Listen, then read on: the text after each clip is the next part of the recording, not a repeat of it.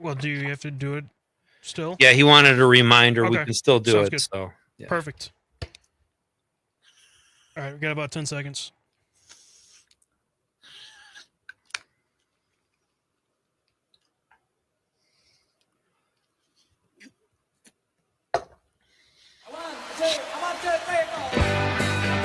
Broadcasting live from the Civic Media Studios in Green Bay, this is Nite Lite with Pete Schwaba, your inside source on everything entertainment from Wisconsin to Hollywood. Whatever gets you through the night, it's alright, it's alright. And now, a guy whose house has an actual wiggle room, Pete Schwaba.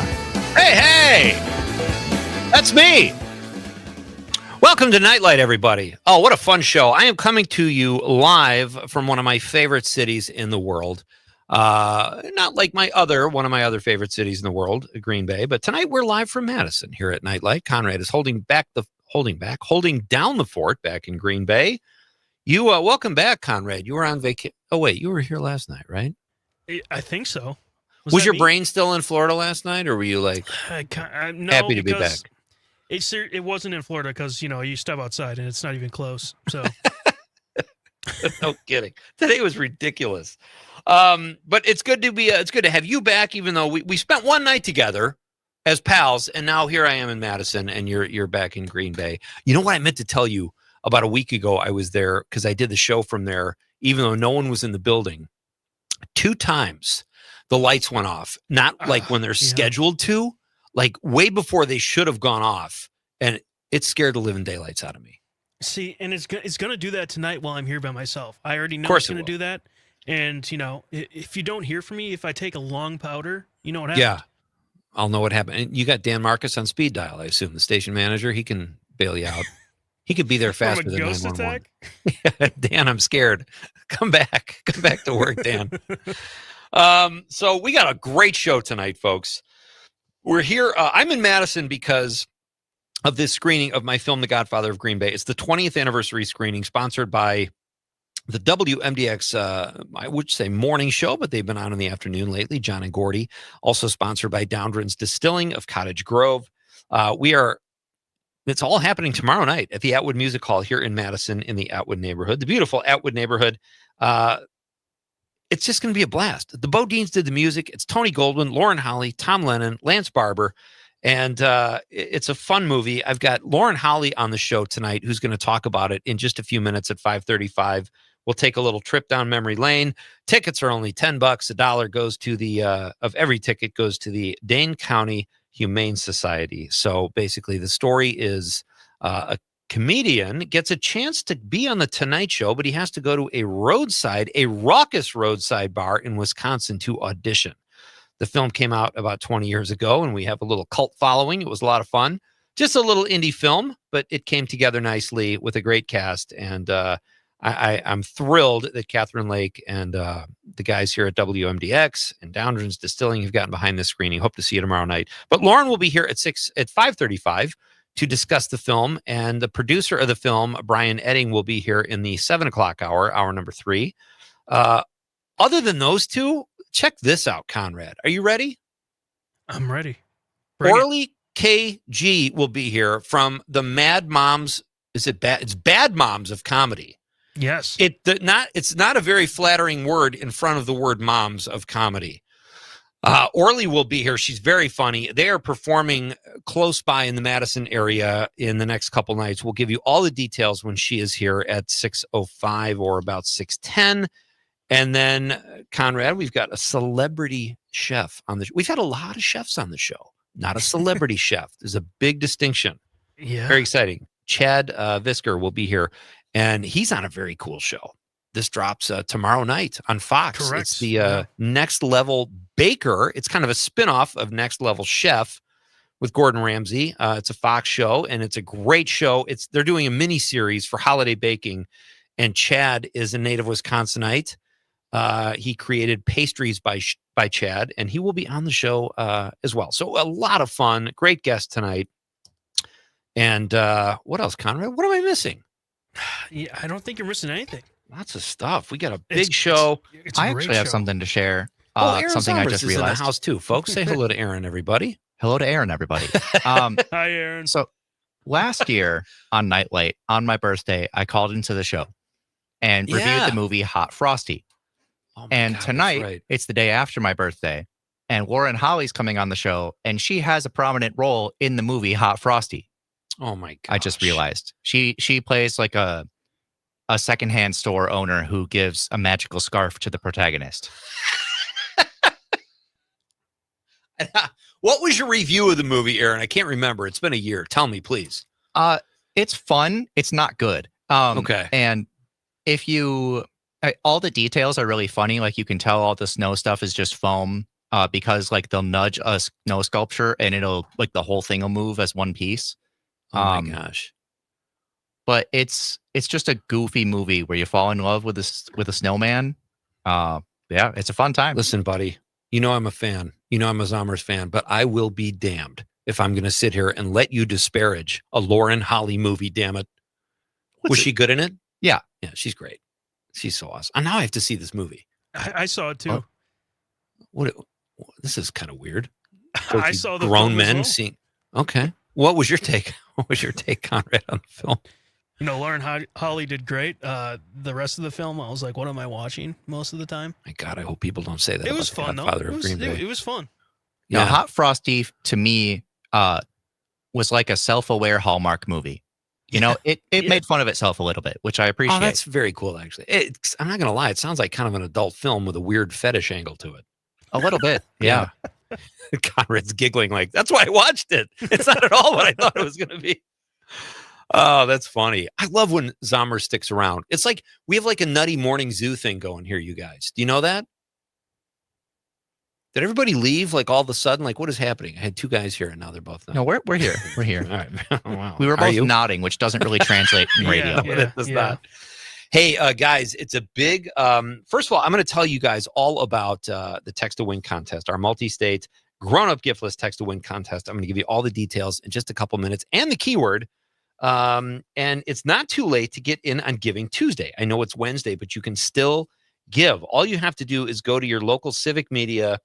However you stream civic media or listen to civic media, go to your local radio station's website in Madison, Wausau, Waukesha, Wisconsin Rapids, Richland Center, Oshkosh, Green Bay, Hayward, or La Crosse, or the Tap. I love saying that. In Eau Claire. And go to the website /give and, click on the giving banner. It's great. It's a great way to help local nonprofits. People that really need the help are going to get it too. And they're people in your area. So it's all about community.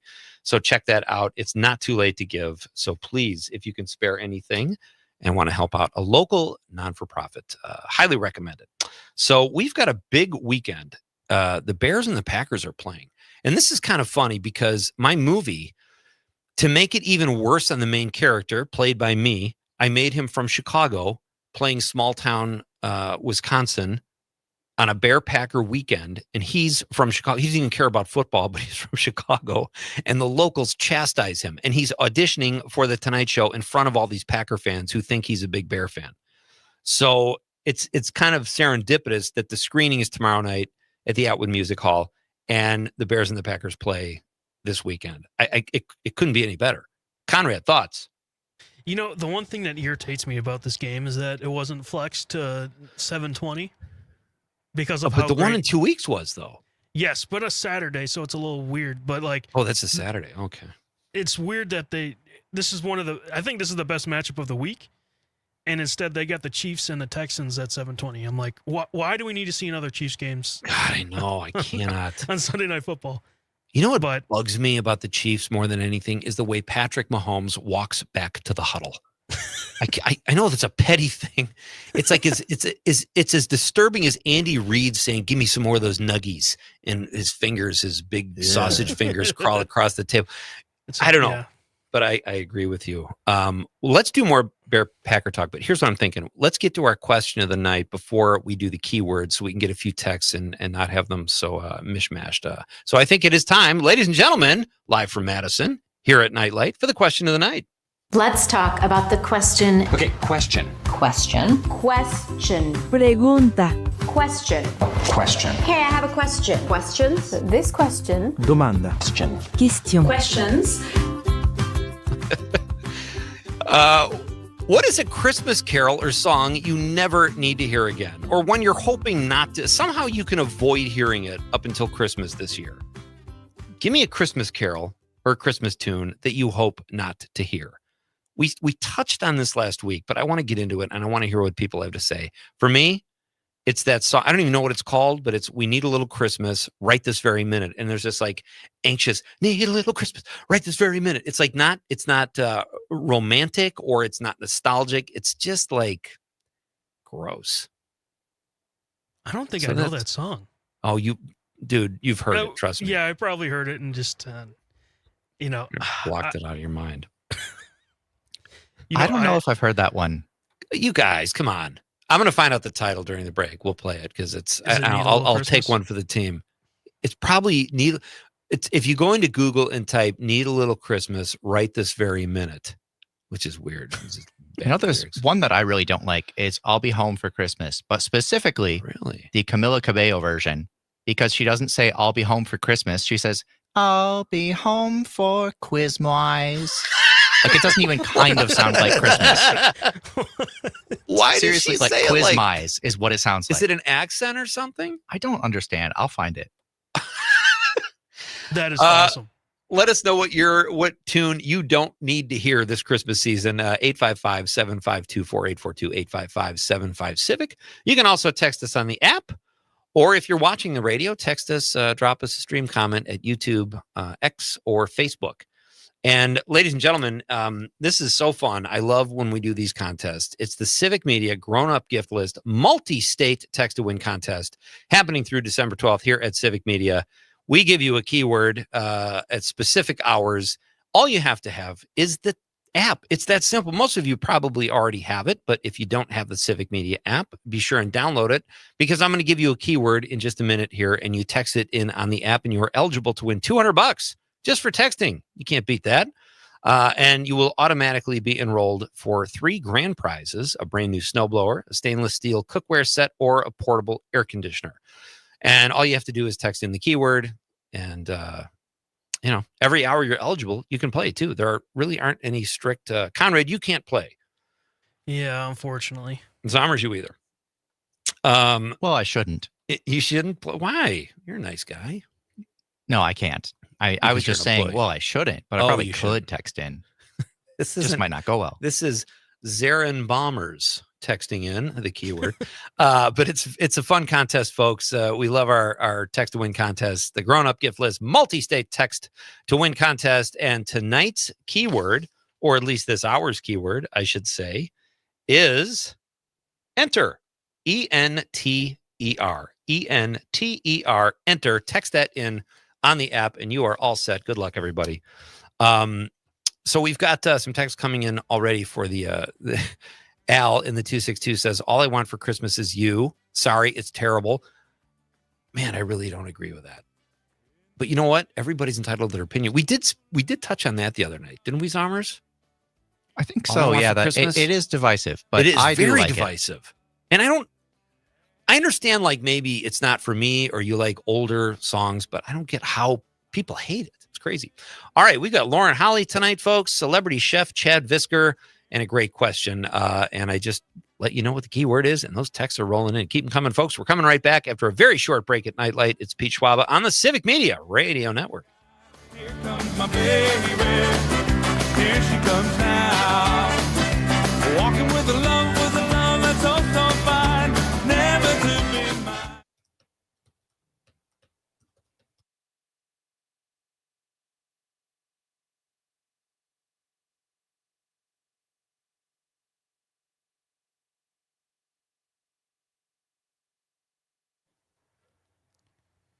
If you guys want, yeah, I do have that little part of the Camila Cabello and the "We Need a Little Christmas Right This Minute" pulled up. So the Camila Cabello. Hold on, I'm going to come talk to you for a second.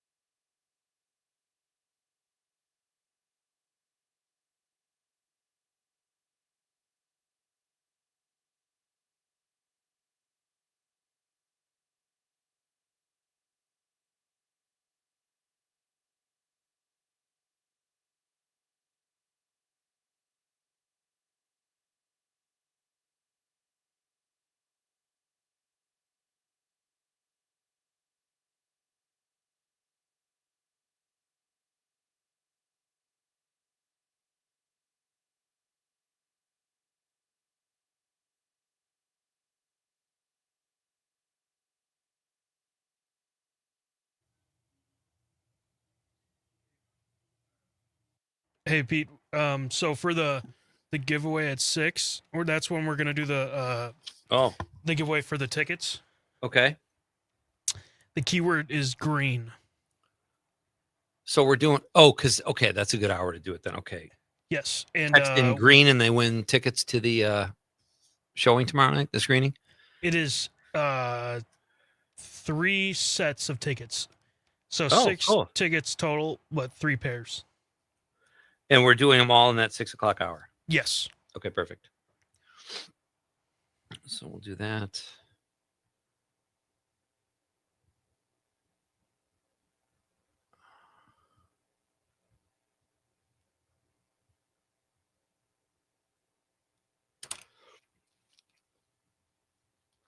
All right, I'll play that music on the way in. Okay.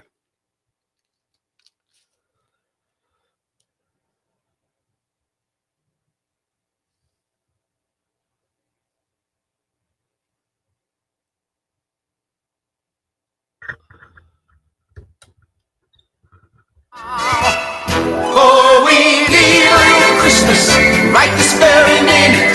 Candles in the window, carols at the spinet. Yes, we need a little Christmas right this very minute.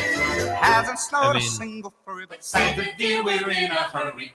This is too down. branching. Turn on Maybe the I shouldn't hate that brightest song. string. It's not offensively bad. It's just slightly unsettling. Hey, this is Pete Schwaba and Nite Lite. Welcome back, folks. We're talking Christmas music because that's our question of the night. What is a Christmas song or carol you don't need to hear this season? And that was mine. I don't know. What do you guys think about that tune? It wasn't terrible. But yeah, I agree. It is maybe a little bit more frantic than you want for something that's like most Christmas music is pretty chill. Yeah. Yeah. Okay. That's fair. All right. My other one, and Conrad knows this, is the dogs barking jingle bells. It was supposed to be a novelty in like 1979. It's not one for the ages. And it's either iHeart or one of those outfits has their Christmas music. It's like in the rotation. I'm like, pull that out. Nobody wants to hear that. Even dogs are offended when they hear that song. Come on. It just doesn't make any sense. All right. You love the dogs barking your happy birthday song and the jingle bells. You know you love it. Yeah. I haven't forgotten about that, Conrad. All right. So you found that other song too, Zommers? Yeah, the Camila Cabello version of I'll Be Home for All Christmas, right. which Just give us a verse. I Let's hear it. appreciate that it has a mariachi band. Okay. So it has that. I like Feliz Navidad.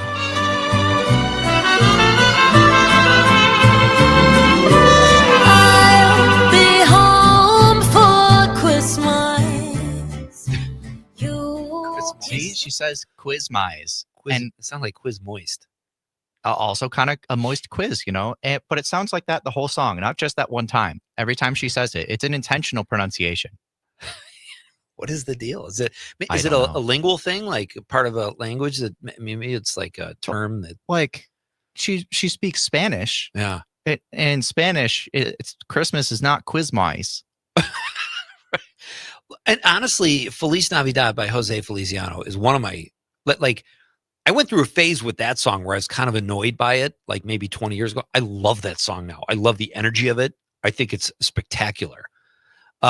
This is kind of funny. Monica from Mount Horeb in the 608 says, I hate Christmas, but love Christmas music.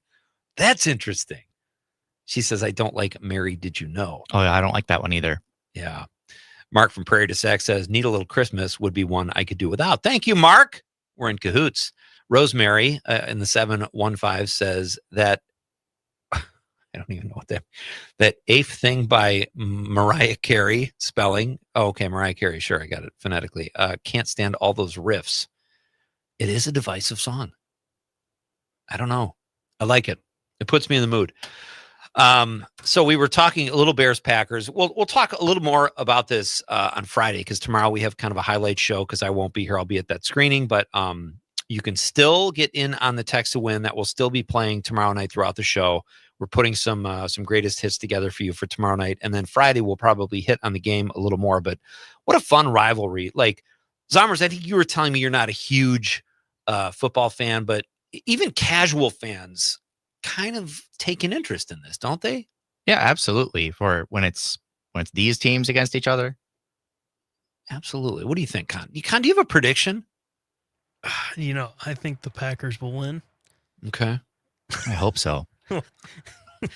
Going out on a limb there, really specific. It's just, I think the Packers have really kind of shown up these last two games. Just like They have. the defense has been playing stellar. They did pretty well against the Lions, and I think our offense is in a whole new groove too, even without some of our players that are injured. So, Yeah. It'll be interesting. I think it's going to be a fun game. And I'm at an age where I love the rivalry. Like, I want my team to win, obviously, but I really appreciate the rivalry and the tradition of it all. Kind of like Mariah Carey's Christmas song. I equate it to that. It's the Mariah Carey Christmas Carol of sports. No, are the Packers favored by like what, a touchdown? honestly, I didn't look at that stat, but I don't even know why I'm not a betting guy, so I don't really. But that's what all the sports radio, they're always obsessed about the line, Yeah. I mean, it doesn't really matter. Okay, well, on ESPN it says it's favored to Green Bay by 68%. 68%. Okay, and it's at home, I'm so that honestly favors surprised them. about that, but Why? You just said you thought they'd win. I mean I do, but 68% is pretty big. That's all right. I saw this. I think this is funny. This is ways to force yourself into the Christmas spirit. Like, have you guys had years like that where you're just not feeling it? I've had like 5 years ago. Roughly 5 years. I couldn't get into it. And then a moment happens in your family, or you see somebody down on their luck or something, and you're like, all right, I should be grateful. But these were interesting. The usual suspects: put your tree up and light your house. Maybe that would get you in the Christmas mood. Wrap a few gifts is number 2. That's a good one. It's nice to give, puts us in the spirit. Eat or drink something festive. One writer said her family always made fish pie around the holidays. Okay. What is that? That sounds gross. I think I'll go with hot chocolate. That's what I'll do. Yeah, it says they're just buy some eggnog. I've never even heard of fish pie. That sounds awful. Listen, I like fish and I like pie, but that's an unholy union if I've ever heard one. But go ice skating. That's interesting. You guys skate? My ankle's No. stuck, so not really. Your ankles suck? Okay. I fall too much. I've tried it, and I usually just kind of hang out and try to look casual. Like, yeah, I skate, but I'm just not out there right now. And number 5 is watch your favorite Christmas movie. That's a great one. That's where Christmas Vacation. Yes. Christmas Vacation, yeah. Home Alone, It's a Wonderful Life, whatever you got going, whatever works for you. Lauren Holly is coming up after the news. Very excited to talk to her. Celebrity chef Chad Visker is here in hour number 2. And the Mad Moms of Comedy. Orly KG is also here in hour number 2. And we're going to give away some tickets to tomorrow night's screening of The Godfather of Green Bay at the Atwood Music Hall tomorrow night. That's in hour number 2 as well. It's Pete Schwaba and Nite Lite. So great to have you with me on the Civic Media Radio Network. And it's all in my head, but she's touching his chest now. He takes off her dress. Now let me go.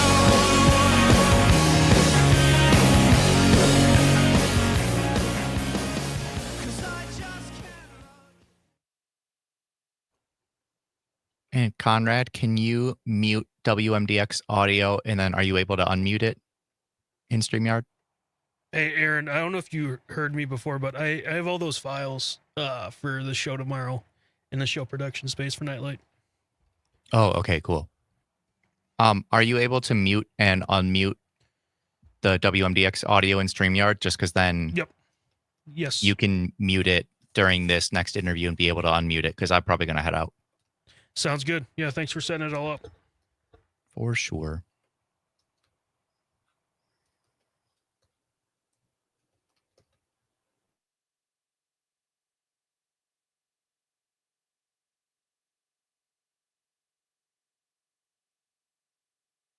Hear something saying,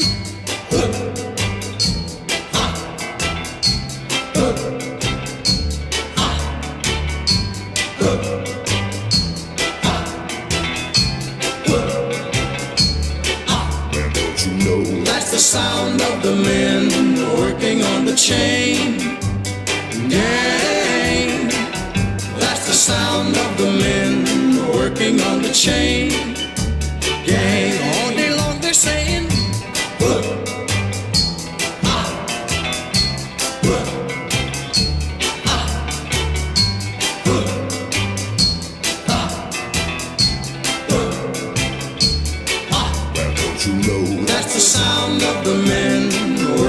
the chain gang.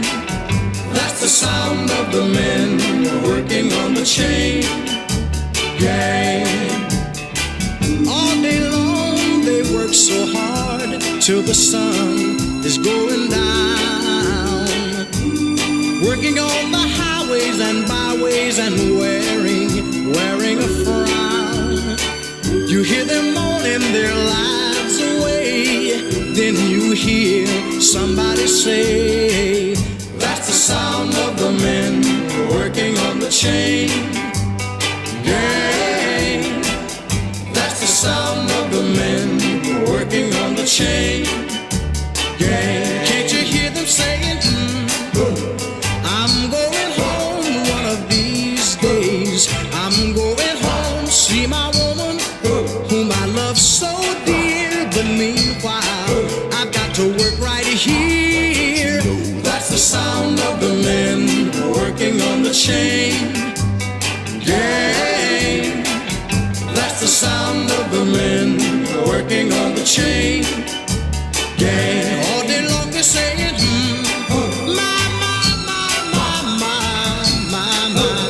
my work is so hard, give me water, I'm thirsty, my work is so hard. From the 97.9 WGBW Newsroom, I'm Connie Fellman with this local news update. The leader of the pack was out spreading a little love last night. Quarterback Jordan Love brought along some of his teammates and hosted a surprise shopping spree at Dick's Sporting Goods for some lucky teens from Better Days Mentoring. The kids had no idea they were going on a shopping spree, much less shopping with Packers players. But the kids weren't the only ones getting a big boost from the event.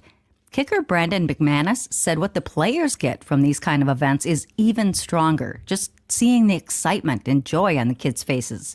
Dick's and Love's Hands of Love Foundation provided $300 for each child. The kids say talking football in life with the players was as big of a gift as the shopping spree. Shoppers out at Festival Foods in Green Bay last night had some special guests as well. Green Bay police and firefighters were out helping raise money for the Salvation Army on yesterday's Giving Tuesday. Police Chief Chris Davis and Matthew Knott with the Green Bay Metro Fire Department were ringing bells for the Red Kettle campaign at Festival Foods on West Mason Street. Oshkosh firefighters were also on a frigid beat this week when a beloved four-legged friend fell through the ice on a pond and became trapped. The crew of Engine 19 came to the rescue, successfully getting the dog safely out of the water and back to its grateful owner. Firefighters say they want to remind the community not to hesitate in calling for help if anyone, even a furry friend, is in trouble out on the ice. They are here to help, and they say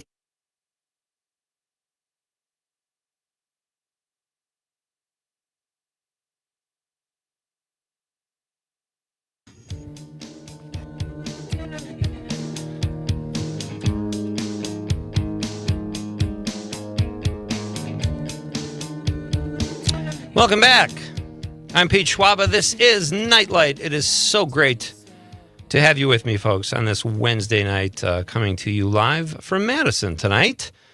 Tonight's question is there a Christmas song you hope never to hear again? Let us know at 855-752-4842, 855-75-CIVIC, or you can drop us a stream comment if you're watching the radio. All right, you have another chance to win. All right, you have another chance to enter the grown-up gift list multi-state text-to-win contest here at Civic Media. You could be a daily prize winner, $200 in your pocket, that's not bad, or be one of 3 grand prize winners. And you'll be automatically eligible for a grand prize. You'll be automatically eligible. Shit.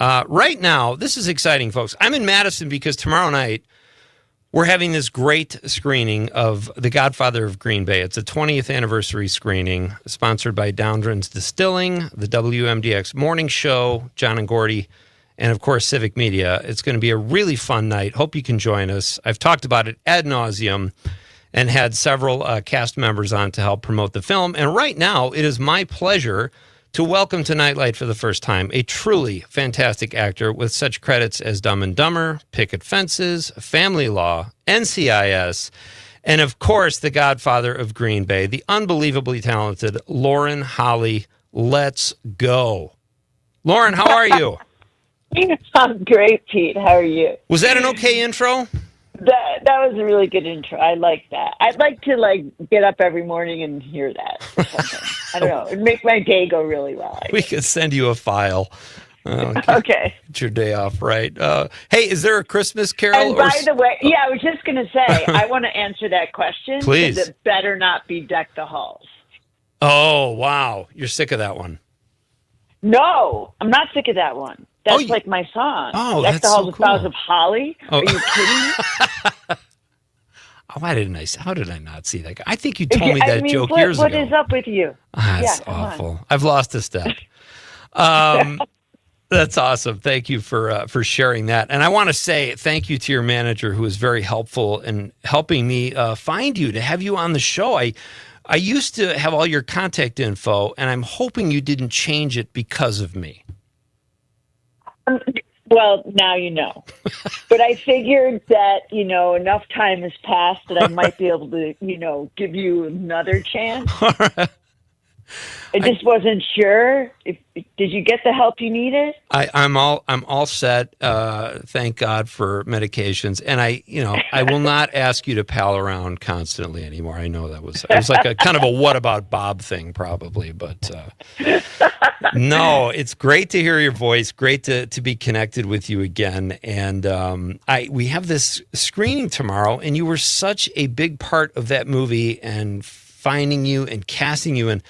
Like I told you before, it was just like a trip down memory lane. And I'm finding all these pictures and all these people are reminding me of these fun moments because, like any movie you do, even as an actor, you watch it so much and then you don't watch it for a while. So I would love to get your thoughts on what it was like filming this movie in Northeast Wisconsin over 20 years ago now. Well, okay, first of all, I loved the movie. I never understood how it just didn't get there everywhere because I think it's really good and fun and I really liked it. And it's funny because I think about filming that movie so much because I had a core memory experience on Godfather of Green Bay. Really? Yeah. I turned 40. Oh, yeah, right. Making that movie. And the night we were shooting at this motel place. Yeah. And it was late. We were tired. We were doing night shoot. And all of a sudden someone was like, oh my God, look up. And it was Northern Lights. And I'd never seen them before. Yeah. And do you remember we all just laid down in the parking lot? Yes. And we're staring up at these Northern Lights. And then somebody realized what time it was. It was just after midnight. And you guys started singing Happy Birthday to Me. Oh my gosh, that's right. Yes. And I was staring at the Northern Lights having you sing Happy Birthday to Me. And it was so amazing. And I just think about that all the time. And recently there's been all these, magnetic storms and whatnot and all these Northern Lights. And it's so weird because I've been in these locations that would have been amazing to see them, but it was cloudy or whatever. Oh, wow. And all the time I'm thinking, thank goodness I saw them when we were making The Godfather of Green Bay. And then I quickly remember that we ended up in my hotel pool. Yeah, that was at the end. By that was dawn when we with wrapped. Many bottles of vodka, and my toddler's upstairs asleep with the nanny. So, there you have it. That's making movies. Yeah, two things. I lip synced Happy Birthday to you, so you're welcome for that. You didn't want to hear that. And Lance shared that same memory last week, and it was very special. And the vodka at the hotel. It was the Best Western in Marinette. And by the time we finished filming, you couldn't buy alcohol. So somebody, I don't know, pulled a Sam Kinison and rented a limo just so we could have vodka.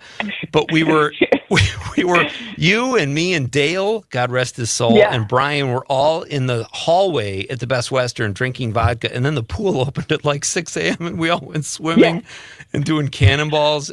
Just a beautiful memory. It was that whole beautiful shoot, memory. Yeah, there was all kinds of stuff like that. I remember when you got there the first day, you came up to me and you said, "Hey, my trailer, do you remember this? You had a view of something that was not very pleasant." What was that? It was a meat packing plant. There were like these dead cow carcasses or something. Oh, right God. At your trailer. Yeah, I think I just suppressed it. I was like, I can barely eat meat. I have to be in like denial. So it was just like horrible. My God. It was so fun. And do you have, other than those, what do you remember, like, as far as actual shooting or the cast or a scene you did, or, a memory you have just being there? Because you were such a trooper. You did have your 3 kids with you. And I think that was the first film you had done in a while. You took some time off. Yes. And they were all little, too. Yeah. It was crazy. That was crazy. So, I loved it. No, I think I have various like flashing memories. I have memories of like being in the bar and just laughing at Tom Lennon. Oh, yeah. I remember the whole scene with Tony Goldwyn that were like in a booth. Right. And it was he wore that mullet. Yes. And I remember we practiced in the parking lot the Macarena. Yeah. Like so much. I was like a Macarena pro. And the worst part was I loved doing it. I was like, let's do another Macarena dance scene. Let's do another one. It's really, really funny that you say that, because Mike Siegel, one of my best friends who you met back during when we were filming, played Tony, or Big Jake's driver. He had a mustache and a mullet as well. And right. He made this great behind the scenes video. It's like 15 minutes long. It's on YouTube, called Godfather of Green Bay Behind the Scenes.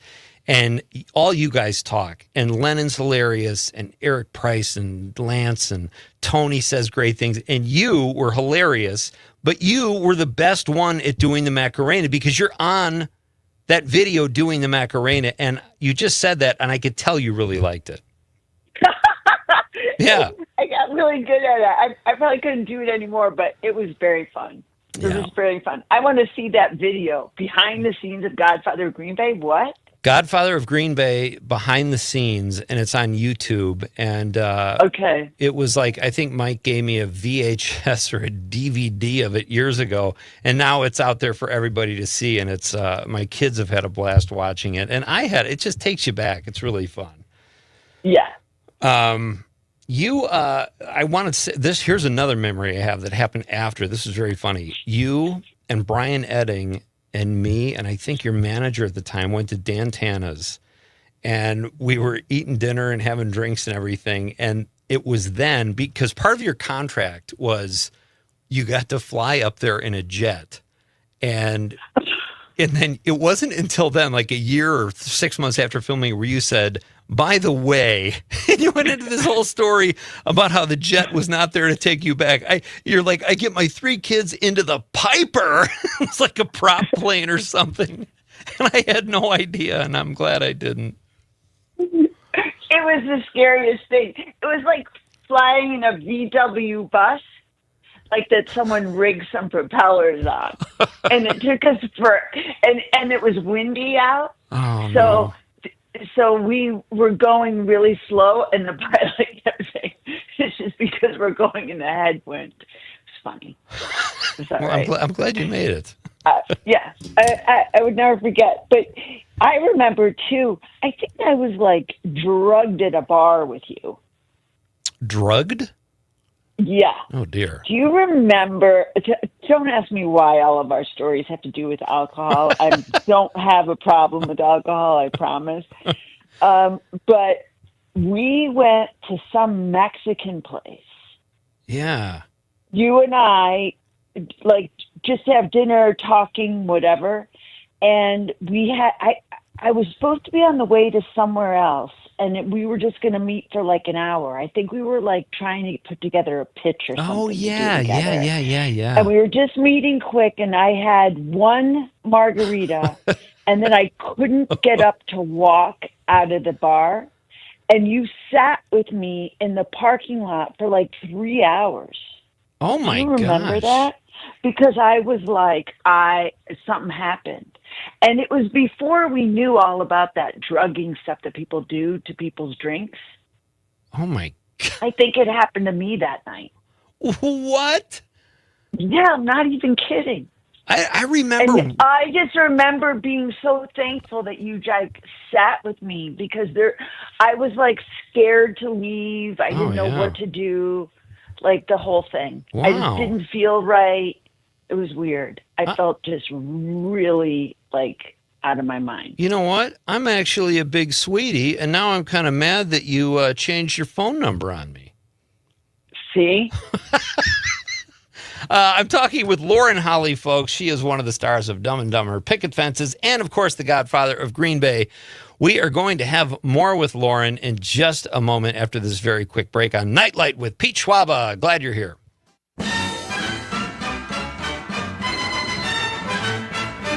Deck the halls with boughs of holly, fa la la la la la la la la. 'Tis the season to be jolly, fa la la la la la la la la. Don we now our gay apparel, fa la la la la la la la la.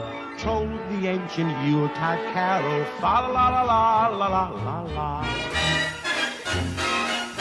Fa la la la la la la.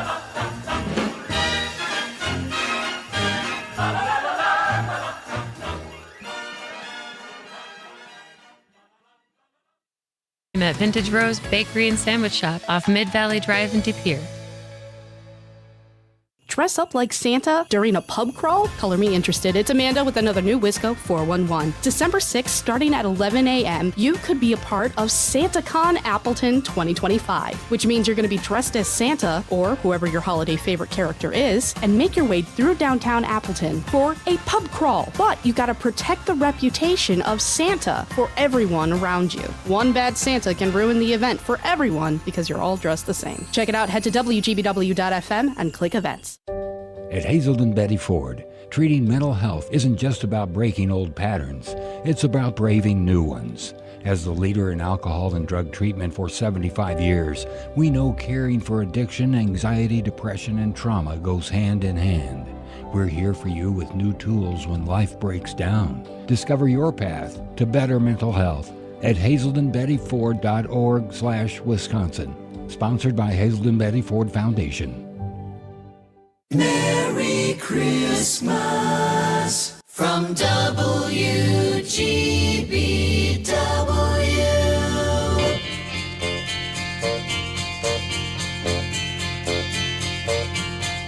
They say we're young and we don't know. We won't find out until we grow.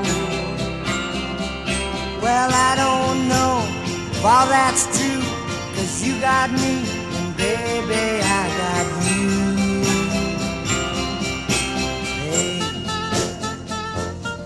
I got you, babe. I got you, babe. They say our love won't pay the rent before it's earned. Our money's all been spent. I guess that's so we don't have a pot, but at least I'm sure of all the things we got. Babe,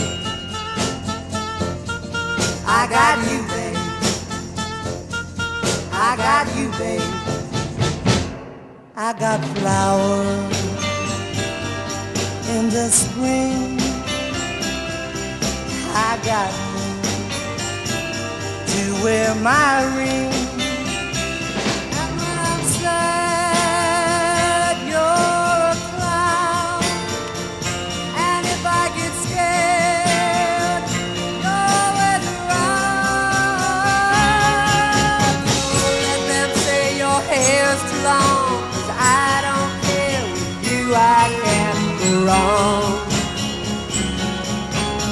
put your little hand in mine. There ain't no hill or mountain we can't climb. Babe, I got you.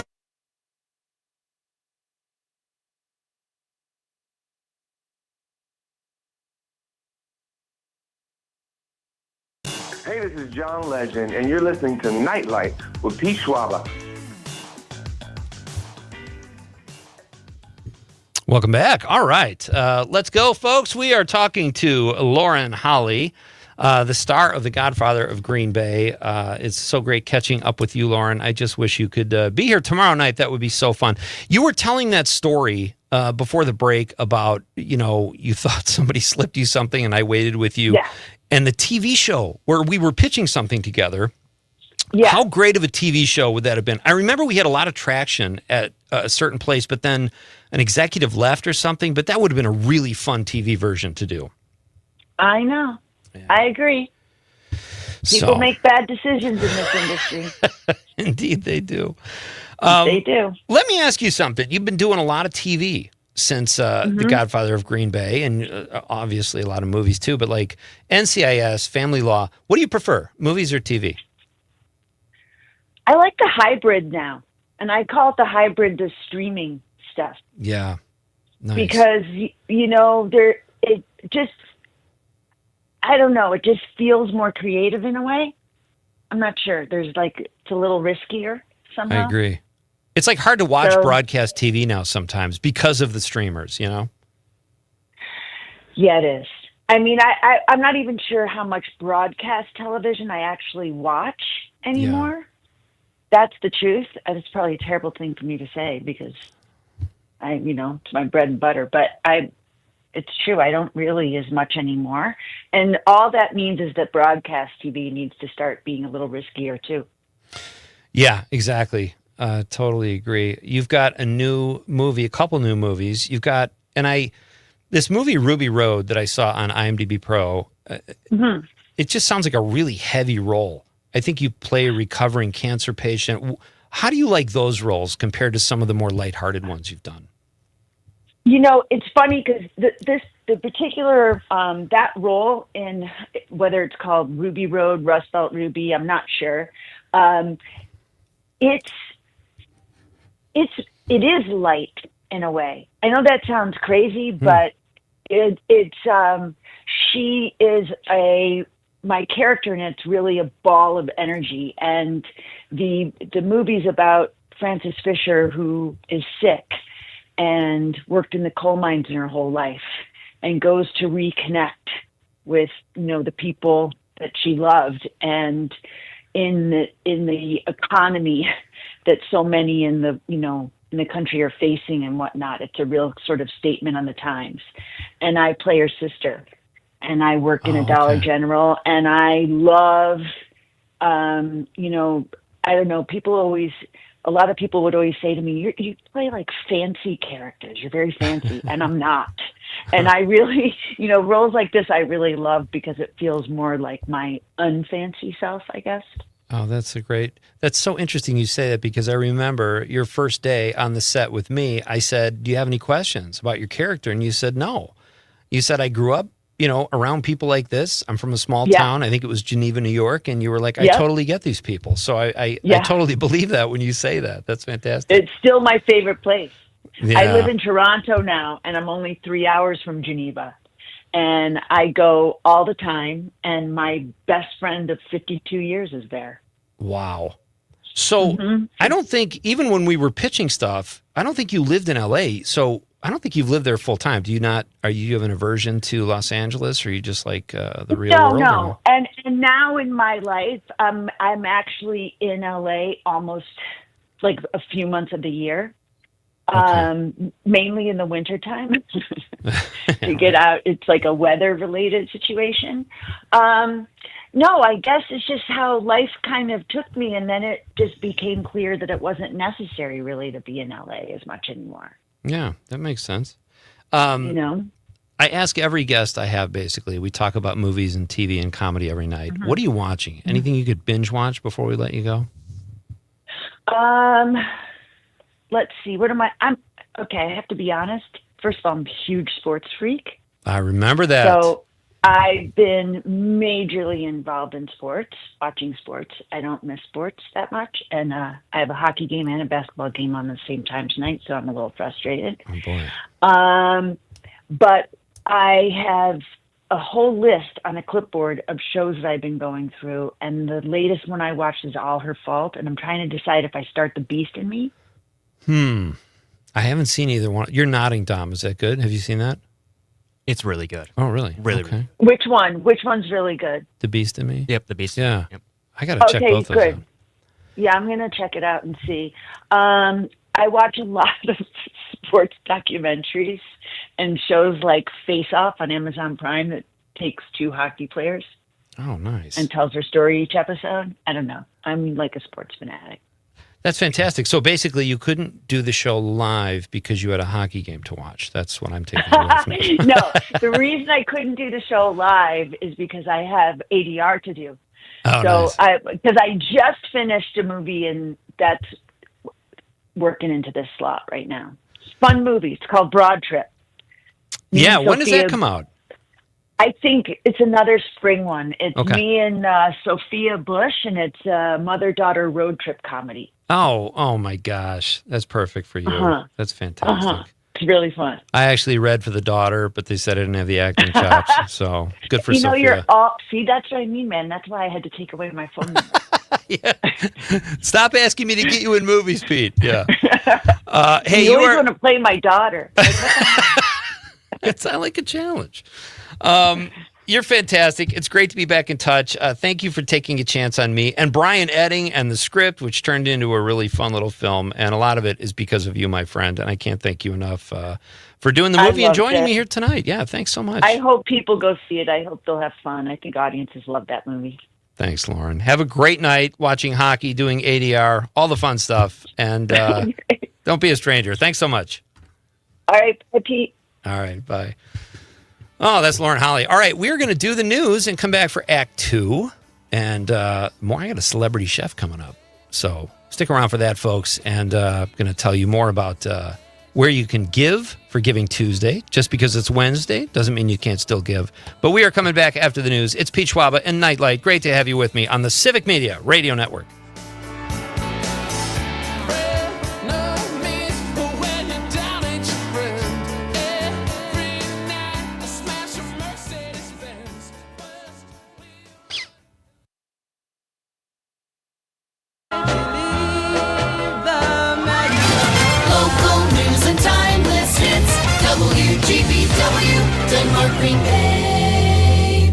ABC News, I'm Michelle Franzen. New details are emerging about the second strike in September on alleged drug smuggling vessel in the Caribbean. Here's ABC's Louis Martinez. We have new reporting that indicates that this second strike was initiated because the two individuals, the two survivors, had climbed back onto the boat that had been targeted.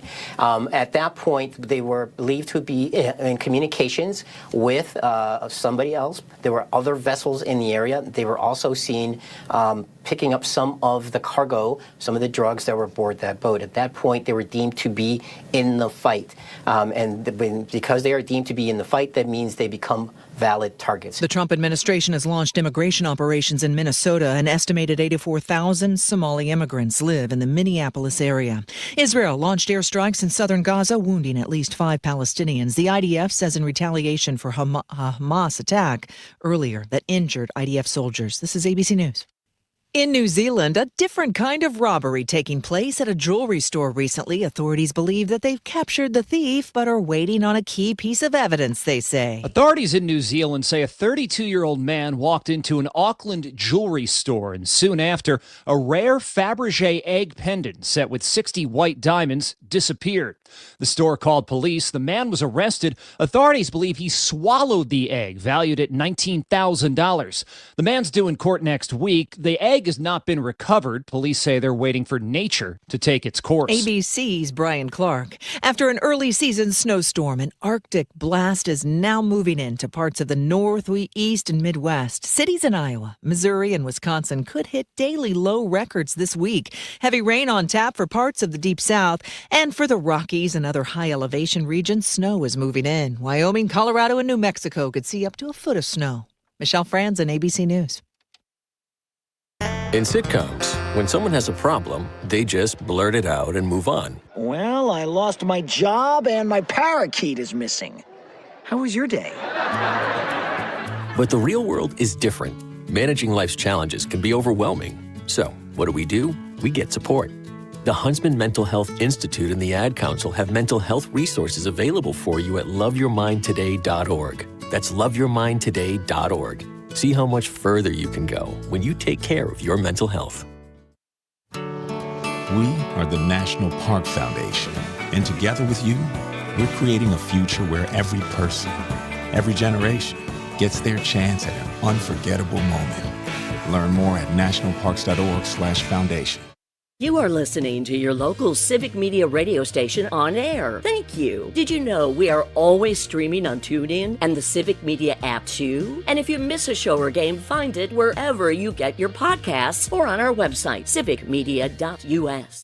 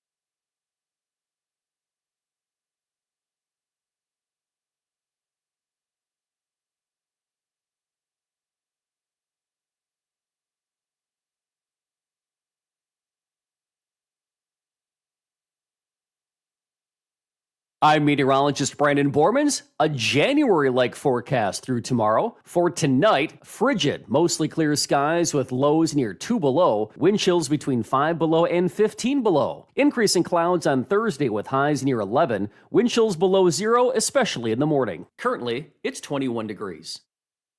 Small businesses are the heart of America. As the nation's largest nonprofit resource of expert business mentoring, SCORE has helped millions of entrepreneurs build their businesses for free.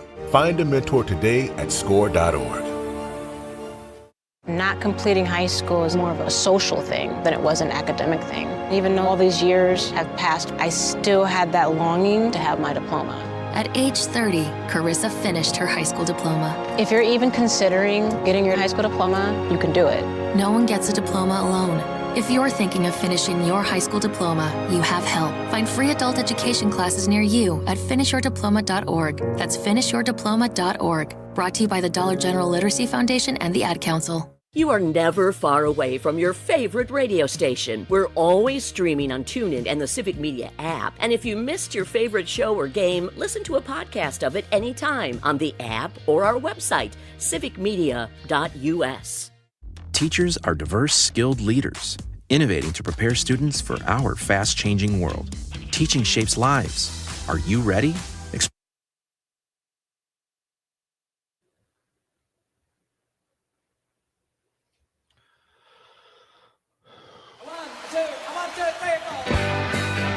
Broadcasting live from the Civic Media Studios in Green Bay, this is Nite Lite with Pete Schwaba, your inside source on everything entertainment from Wisconsin to Hollywood.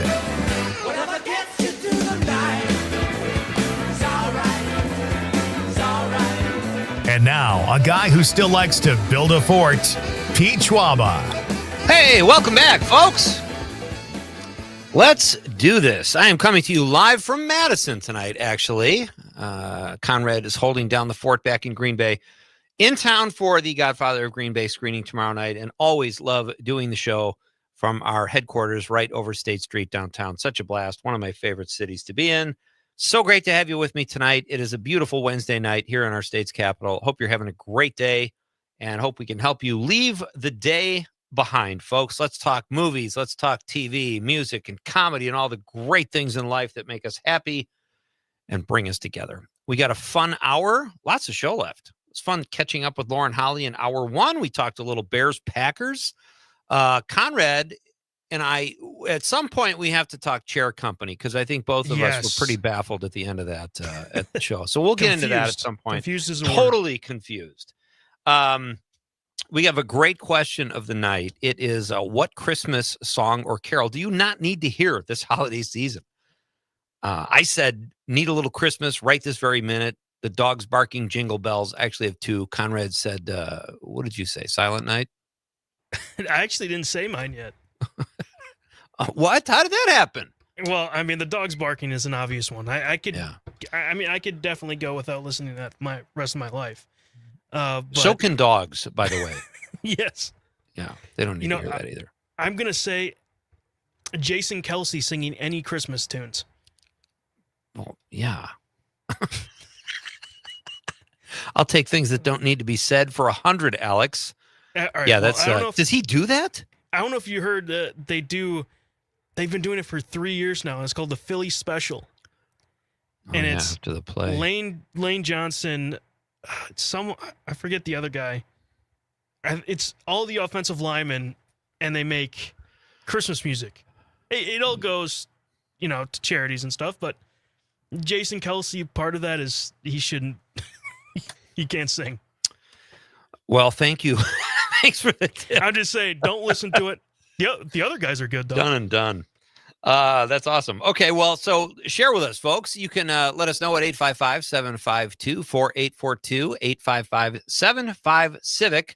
On the text line, let us know what song you don't need to hear. You can also text us on the app, or if you're watching the radio on Facebook, YouTube, or X Twitter, you can drop us a stream comment. And if you're on any of these platforms, please feel free to give a like or a follow. Always nice to receive those. Great to have you with me tonight. We still got a ton of show coming up. In just a couple minutes, I'm going to introduce a bad mom of comedy. This is I love this. It's a comedy group, but Orly KG will be here. She is the head of the group, and I'm going to ask her why that's bad. But it will be fun. They're performing here in the not too far from Madison very shortly. So we'll get into all that with Orly in just a minute. Brian Edding, movie producer Brian Edding will be here at 7:20. And celebrity chef from the new show. It's a spinoff, actually, of Next Level Chef called Next Level Baker.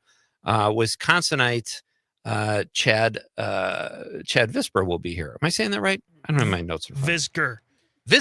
Chad Visger.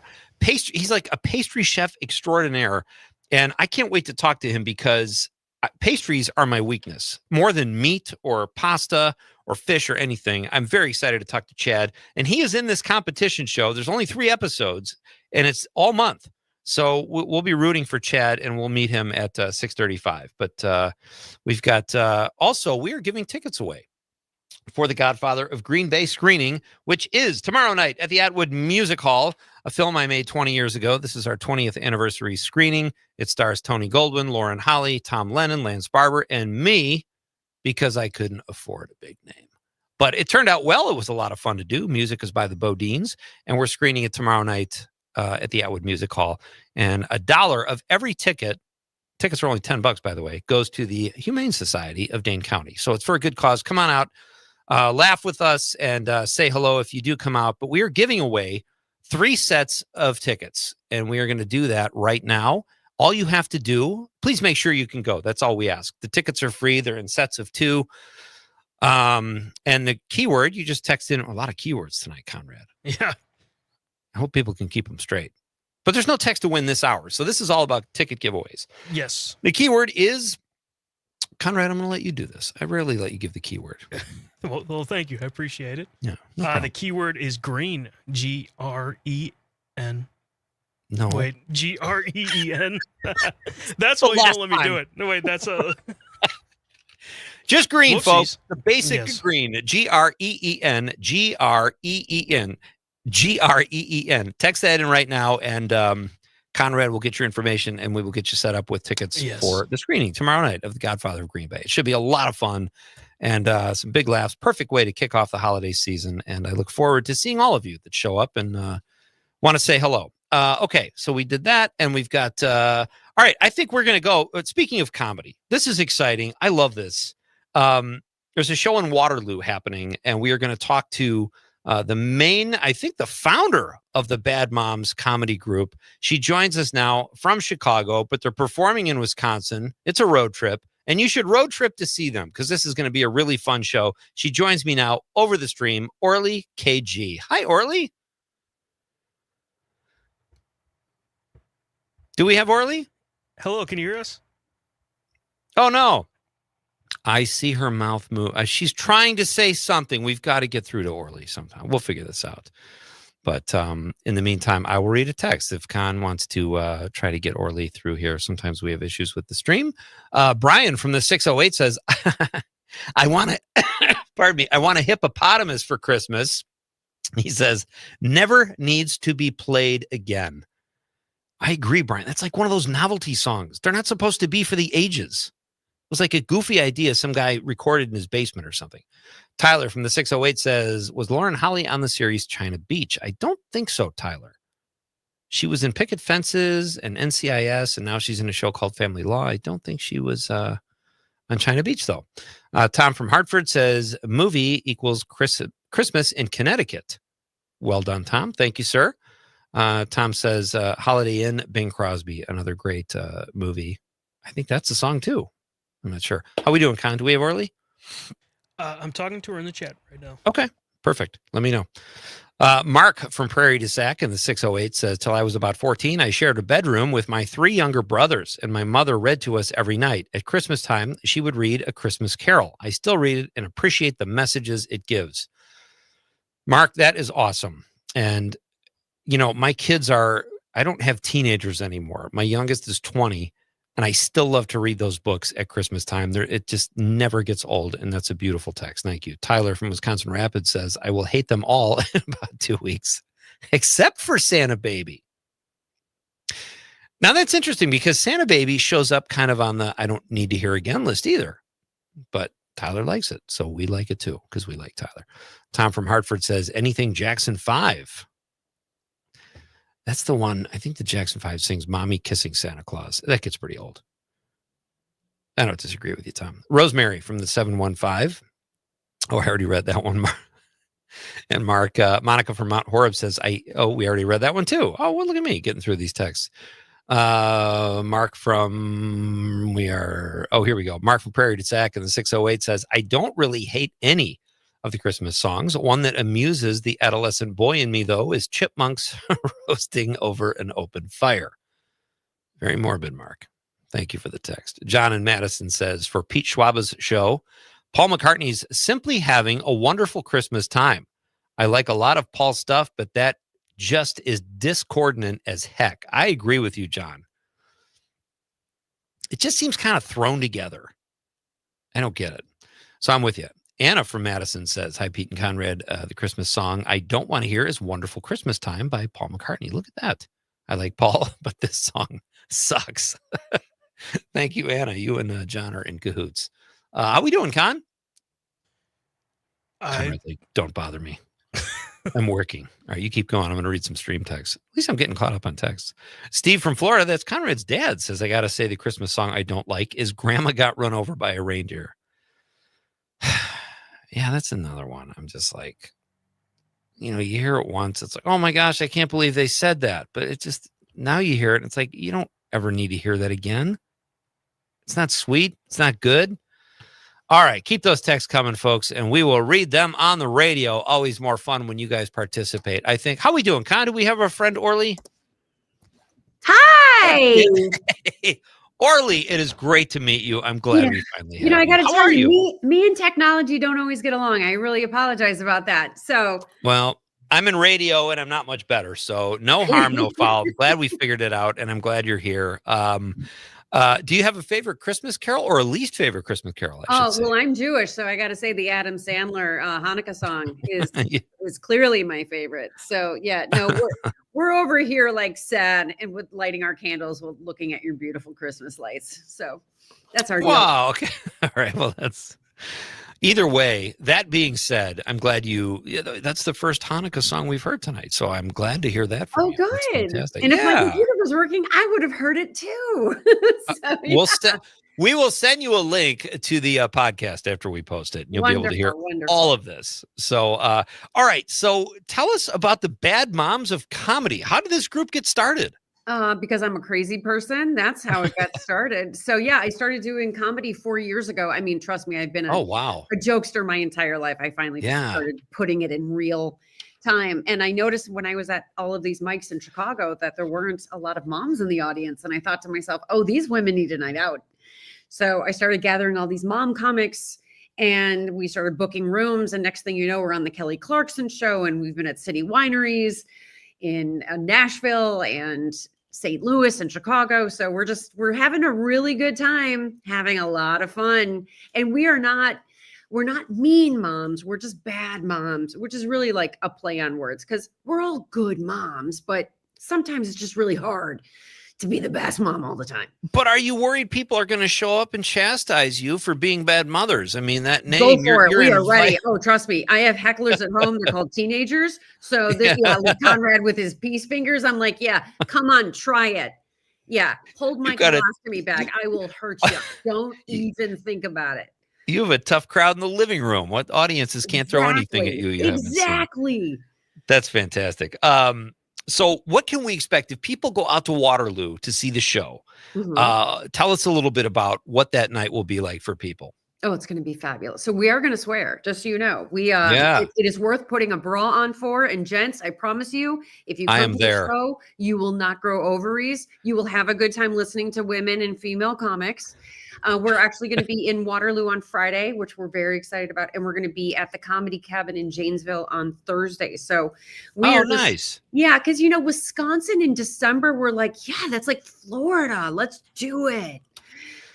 You know what? I have a bone to pick. First of all, can I wear a sports bra, or does it have to be an actual bra? Well, if you need one, I'm not going to deny your comfort there, Pete. So, sadly. Yes, of course. We're going to do a very short break, and then we're going to come back and talk more with Orly. We've got her, folks. She's here, and she's doing comedy in Waterloo and Janesville, and we'll talk more about Chicago and comedy and Wisconsin, all things that are fun in life. We're coming right back. It's Pete Schwaba and Nite Lite on the Civic Media Radio Network.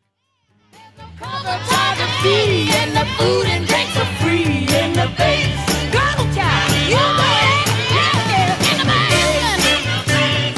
That's where it's at. That's where it's at. Go in the basement. That's where it's at. All in the basement. That's where it's at.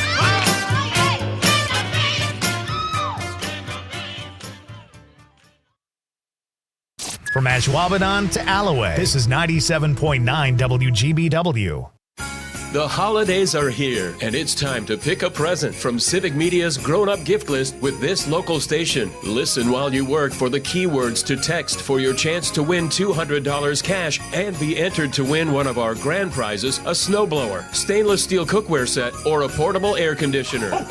Just download the free Civic Media app and listen weekdays at 7, 9, 11, 1, 3, 5, and 7 for your chance to win in our multi-state contest. Sturgeon Spirits of Oshkosh. Next door to their cocktail bar and tasting room on Oregon Street is the Ready Room, open for your next event. A private bar with aviation-inspired details. It's ideal for intimate parties, conferences, or holiday parties and reunions. Sturgeon Spirits, 2663 Oregon Street in Oshkosh, and at grocery and liquor stores throughout the Fox Valley. As you begin your holiday travels, buy local, drink global, and take a piece of Oshkosh with you. SturgeonSpirits.com. A game without a crowd is just a scrimmage. A performance without an audience is just a rehearsal. Without your presence, high school sports and the performing arts aren't possible. Ensure that these essential extracurricular activities continue to enrich the lives of students in Wisconsin. Purchase a ticket to your local high school's game or performance. This message presented by the WIAA and the Wisconsin Athletic Directors Association. Doctors Without Borders is delivering life-saving medical care where it's needed most in communities around the world. From bandaging war-wounded patients in Sudan to providing clean drinking water in Haiti, we're in more than 70 countries worldwide, bringing patients from sick to recovering, from emergency to aid, from crisis to care. This life-saving care is made possible by a global movement of supporters like you. Thank you. You are listening to your local Civic Media radio station on air. Thank you. Did you know we are always streaming on TuneIn and the Civic Media app too? And if you miss a show or game, find it wherever you get your podcasts or on our website, civicmedia.us.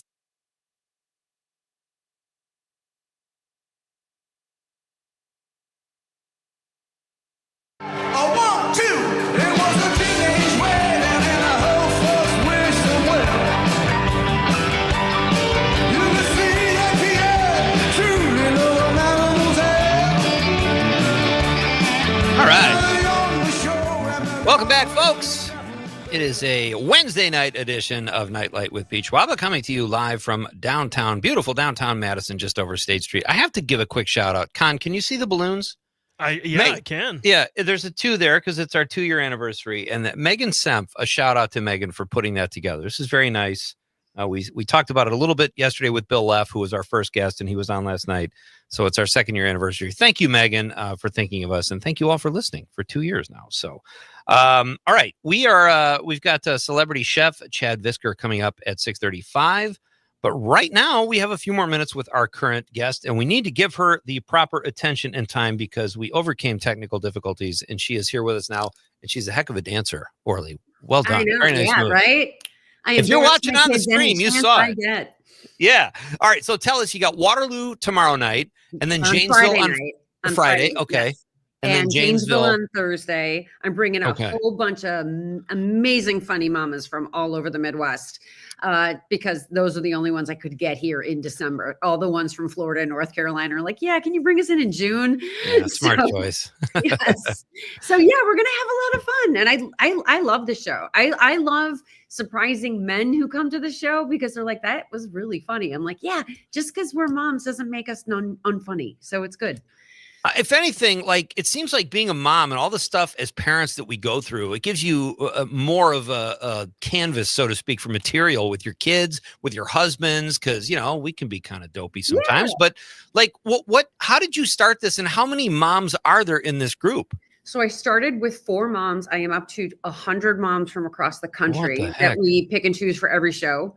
And so, yeah, depending on like flights and things like that. So it's been amazing. And not just that, in my opinion, we have typical moms, those that, you know, are moms of children, but we also have dog moms and cat moms. And I try to feature them too, because I feel like those women I feel like women just keep getting passed up in this industry. So I want to give them credit. But like on our Mother's Day shows, it's always the typical, that woman is in pain at home with her children. Yes.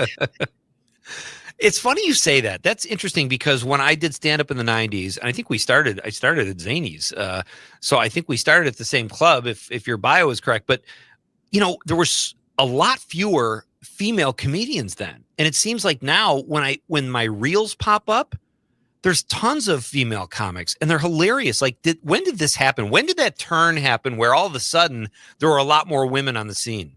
Can I be honest, Pete? I think with COVID, a lot of women were that had been waiting to get their shot with producers on these shows said, screw it. I'm just going to do it on my own and put it on Instagram. And that's how they kept getting popular. And then venues started signing them. But I think women have been passed up for a really long time, just for whatever reason. And I'm not saying every woman comic is funny, but I can tell you every bad mom of comedy comic is hysterical. And some of them are even good moms, believe it or not. You know, we against our better judgment. Yeah, I don't know how I did it. I have 2 great kids. And when you do these shows, do you ever threaten to ground anybody? No, No, this is my thing is if you're going to put a bra on, leave the house, buy a ticket, park the car, you're going to have a good time at the show. We're not the mean moms of comedy. We're the bad moms of comedy. So we're not going to heckle you back. We're not going to roast you. We're just talking about what it is like living, right? Aging, what's going on in the world. Yeah. And it's funny. So, and that's my thing is I can relate better to comics that are moms because we're living a same experience. Like if they're a 20-year-old and they're just talking about Pornhub and weed, I'm like, I'm kind of past that. So I want someone to talk to me about stuff that I am living as well. That's very well put. Now, so my guest is Orly KG. She is the founder of Bad Moms of Comedy, and they are performing in Waterloo, Wisconsin on Friday. Sorry, I get my dates mixed up. Janesville's tomorrow night. Waterloo is Friday, correct? Yes. Okay.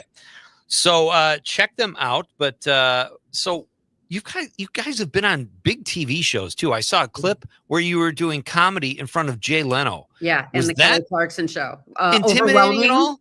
Was I sweating my brains out? Yeah. I was so freaked out. And I was only doing comedy at that point less than a year. So, Pete, I was like, all right, thank God I only have 90 seconds to do this. But since then, it's definitely grown. But we've been featured on Women's World Magazine and in sheknows.com. And we're just having a really good time. And my thing is there are amazing female comics out there, and I love giving them this stage time because they totally deserve it. They're so funny. Kristen Toomey, Lindsay Porter, Leah Berman, so many, Mo Good, so many incredibly good comics that are on this show. It's awesome. Fantastic. Well, I'm happy for your success, Orly, and I'm so glad you reached out and glad we were able to line this up. So let's do it again soon. Keep us posted on where you guys are performing. And, and thank you for being a radio station that I didn't have to take a shower for. I really appreciate it. So when you sent me this link and you can see my face, I'm like, I'm sorry, this is what you're getting today. Our smell-o-vision is turned off, so you're fine. And it's a two-way street there. But thank you so much, Orly. Knock 'em dead Thursday and Friday. And let's do this again. This is fun. That'd be great. Mwah. Have a wonderful holiday season if we don't talk before then. You too. Thanks so much. All right. That's Orly KG from Bad Moms of Comedy. Check them out in Waterloo on Friday, Waterloo, Wisconsin, that is, and in Janesville tomorrow. And we should have got some information about, if you Google the Bad Moms of Comedy, all the information is out there because I did a little research earlier, and they are a really fun group. In the 920, I saw Mommy Kissing Santa Claus. Take it away. Yes, that's Gene. No. Gene from Green Bay. That's a bad one. John from Madison says, I know you read both our Paul McCartney text. To add to that, John Lennon, So This Is Christmas is so much better, even considering Yoko is singing it. I might disagree with you there, John. All right, we're coming back with celebrity chef from Next Level Baker, Chad Visker. It's Nite Lite with Pete Schwaba. Let's do it.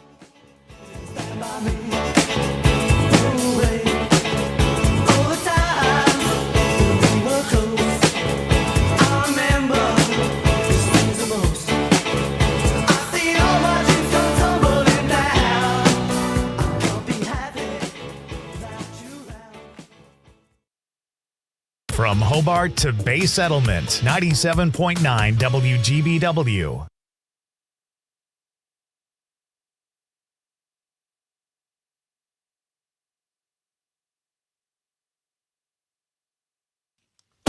ABC News, I'm Michelle Franzen. New details are emerging about the second strike in September on alleged drug smuggling vessel in the Caribbean. Here's ABC's Louis Martinez. We have new reporting that indicates that this second strike was initiated because the two survivors, had climbed back onto the boat that had been targeted.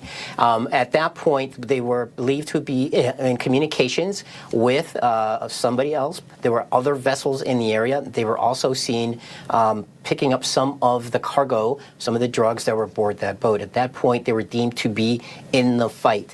Because they are deemed to be in the fight, that means they become valid targets. The Trump administration has launched immigration operations in Minnesota. An estimated 84,000 Somali immigrants live in the Minneapolis area. Israel launched airstrikes in southern Gaza.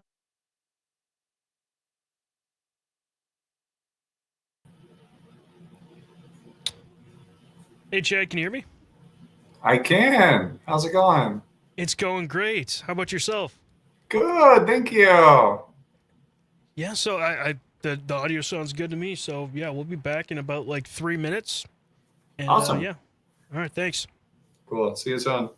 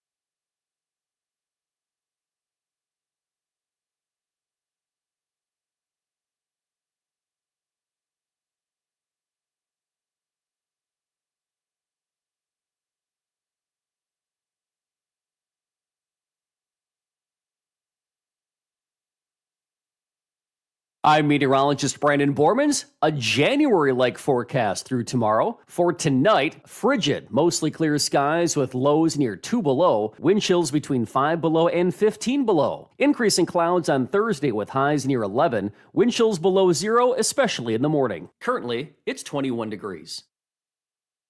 Reading aloud to children sharpens their listening skills, expands their vocabularies, and nurtures a lifelong love of reading. That's why Reading is Fundamental, the nation's leading children's literacy nonprofit, offers free monthly read-alouds by popular authors through its Rally to Read program. Visit rallytoread.org to watch the read-alouds and discover exciting reading activities for school and home. Visit rallytoread.org today. Is getting vaccinated on your to-do list? We can help you check that off. You've got this. Yes, you do. See how we've got you at yougotthis.usaging.org. A message from the Aging and Disability Vaccination Collaborative, powered by US Aging. You are never far away from your favorite radio station. We're always streaming on TuneIn and the Civic Media app. And if you missed your favorite show or game, listen to a podcast of it anytime on the app or our website, civicmedia.us. Every 15 seconds, someone is diagnosed with cancer.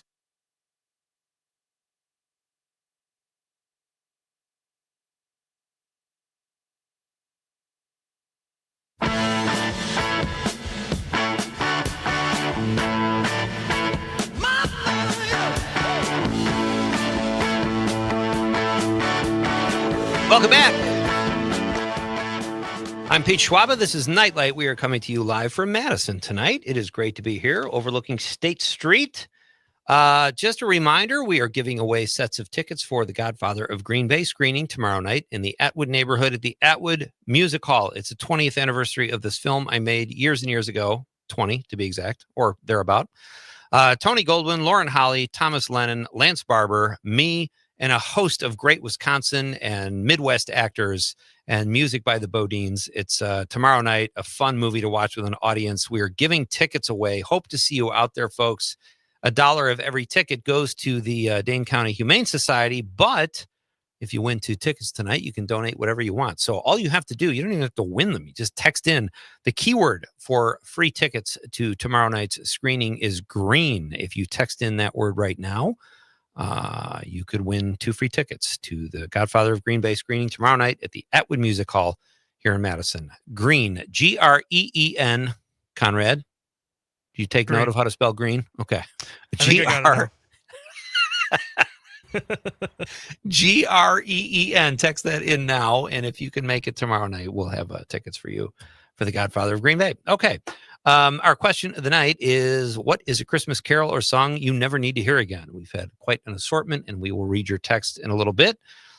Coming up in hour number 3 is movie producer Brian Edding. We've talked to Lauren Holly. We've talked to Orly KG, who was fun. And now I'm very excited to welcome my next guest. This is his first time on Nite Lite.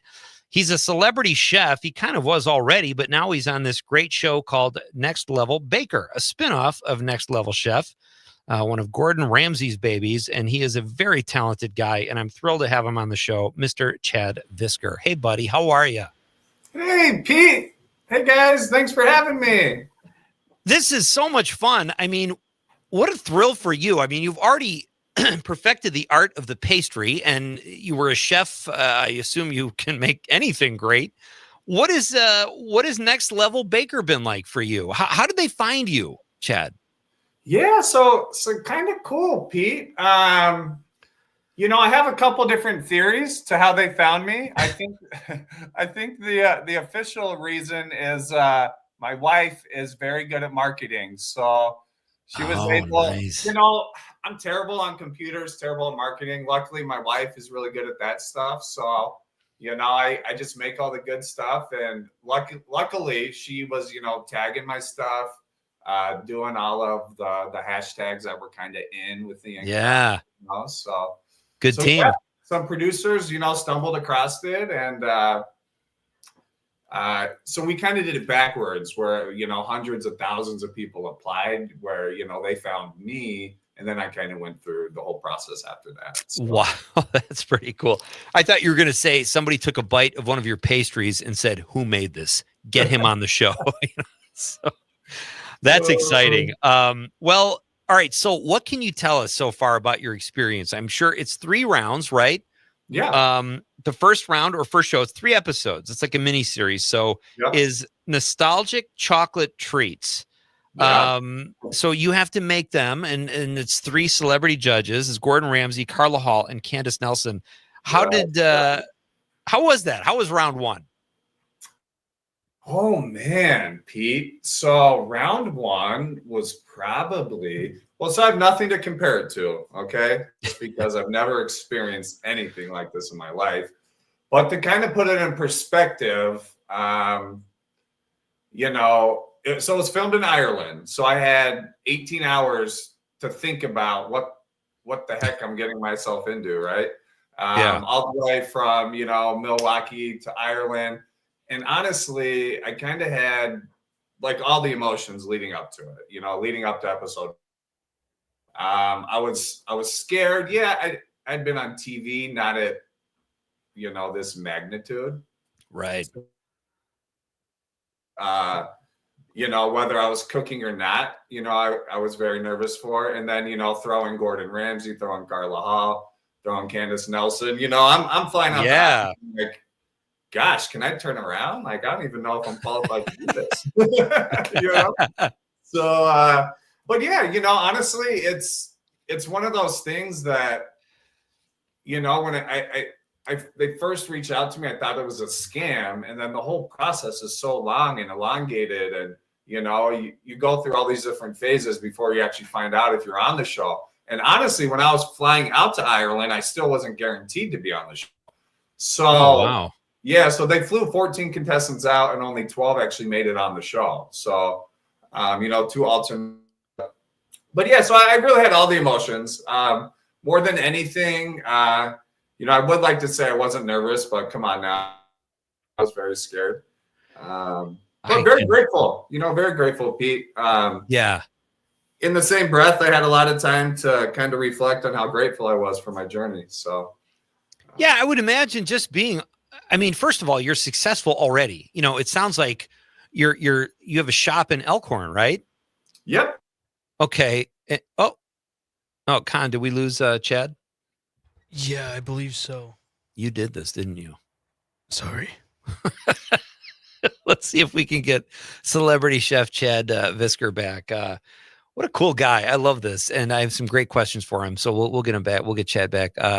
In the meantime, on the stream, our friend Terry Barr says The Pretty Reckless has their first Christmas album. It's more on the metal side. The lead singer is Taylor Momsen, who played Betty Lou Woo in The Grinch. Oh, that's awesome. Leave it to Terry to find awesome music. Do we have Chad back? Chad, you there? I'm here. Sorry, I don't know what happened there. That's okay. Fantastic. So yeah, I would imagine like you've already got this successful store. Your wife sounds like a brilliant marketer. Like you don't need a TV show, but it must have been a thrill. Like even if let's say, and we don't know the results yet. And I know you can't share those, but if you're out on round one, people still know you've got that credit, and you're just to make it there. You know your stuff, right? Oh, absolutely. And even going into the competition, I had the mindset already that I had already won, So even in my interview with the producers, I'm like, well, honestly, if I make it on, I already won. So it's a matter if I want to stack a double win or, if we just want to call it a win. So because you're absolutely right. Just getting out there and creating these connections with the other chefs and the mentors, that in itself is worth all the money in the world, right? You can't put a price tag on that. So having those contacts, Chef Carla Hall, Gordon Ramsay in your back pocket, Candace Nelson, really win or lose, it doesn't matter. You have those contacts, right? And in our industry, those contacts are so important. So yeah, that's so cool. Chad Visker is my guest. He is a celebrity chef and one of the contestants on Next Level Baker, the spinoff of Next Level Chef with Gordon Ramsay. And the show kicks off tomorrow night. The first round will air tomorrow night on Fox. It's called Baking Spirits Bright. It's got a very cool and nostalgic holiday theme. What can you just tell me, Chad? What was it like performing, baking whatever in front of Gordon Ramsay and Candace and Carla? That had to be intimidating, but you know your stuff. How much did that affect you? So it honestly, I felt at home. Honestly, I felt at home. Nice. I didn't feel intimidated. I felt like Gordon was very calming in the kitchen. I felt like Carla was very calming. Same with Candace. And I think, Pete, I truly think it's because of my background in the savory kitchens. So I'm very familiar with like the yelling and the coordinated chaos and how long on this, chef, So I honestly, that's kind of where I pitch my tent every day. So it was weird, because everyone's like, what the heck's wrong with you? A lot of people are intimidated, freaked out. But honestly, it's so subjective too, Pete, because it's like, what's your mindset going in? Are you going to be offended that one of the best chefs in the world is giving you constructive criticism? Or are you going to take it as it's supposed to be received, So it's, and not everyone's like that, right? Because it's such a raw thing, because we are artists, right? And we're putting our work out there. So it's such a raw thing to be critiqued on national television, especially if you don't agree with them. But for me personally, I'm, I have the mindset where I always have something to learn, right? So right. That's a great outlook. That's impressive because I made a bologna sandwich for Gordon Ramsay once, and he hated it, and he tore me to shreds. So it had the little olives in it. I thought he'd be impressed. But so talk about. I love that. Tell him I said hi. Talk about, you mentioned the camaraderie with the other bakers. Yeah. I remember being around other comics, and when I was younger, I was sort of like, oh, he's on that show. I haven't been on that show. It's a little more competitive. And then you get older and you just truly mature and appreciate their craft. Is it the same way with bakers? Like when you talk to these people, it must be a thrill for you. It must be invigorating.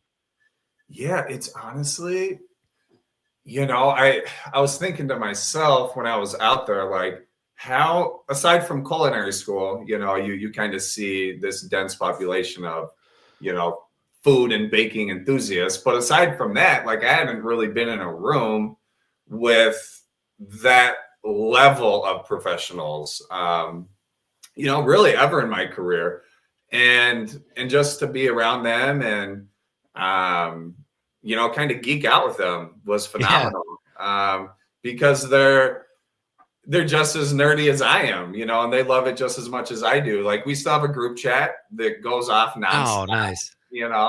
And it's funny because sometimes I'm still in boss mode. So they'll be like, hey, anyone got a good caramel glaze recipe? And I'll send it to the group message, and then I'll go over the methodology and be like, okay, this is what you do, this. They'll be like, come on, Chad. Like, we know how to make this here.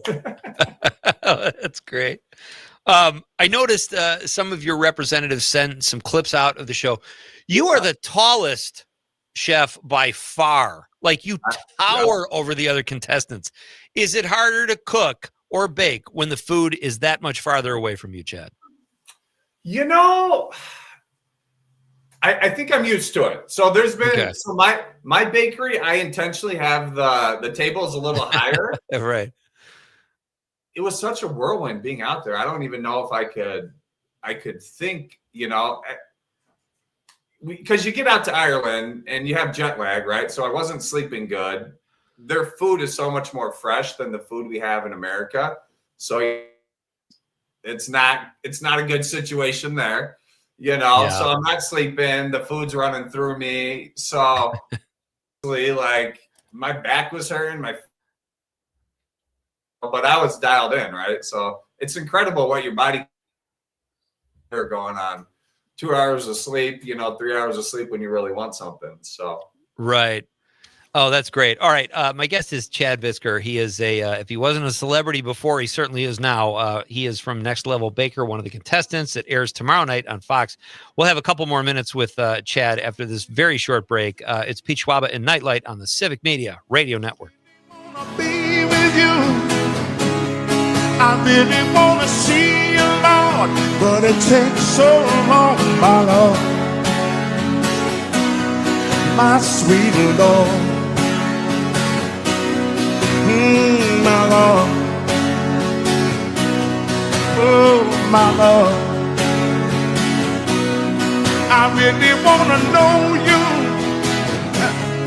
I really want to go with you. I really want to show you, Lord, that it won't take long, my Lord. Hallelujah, my sweet Lord.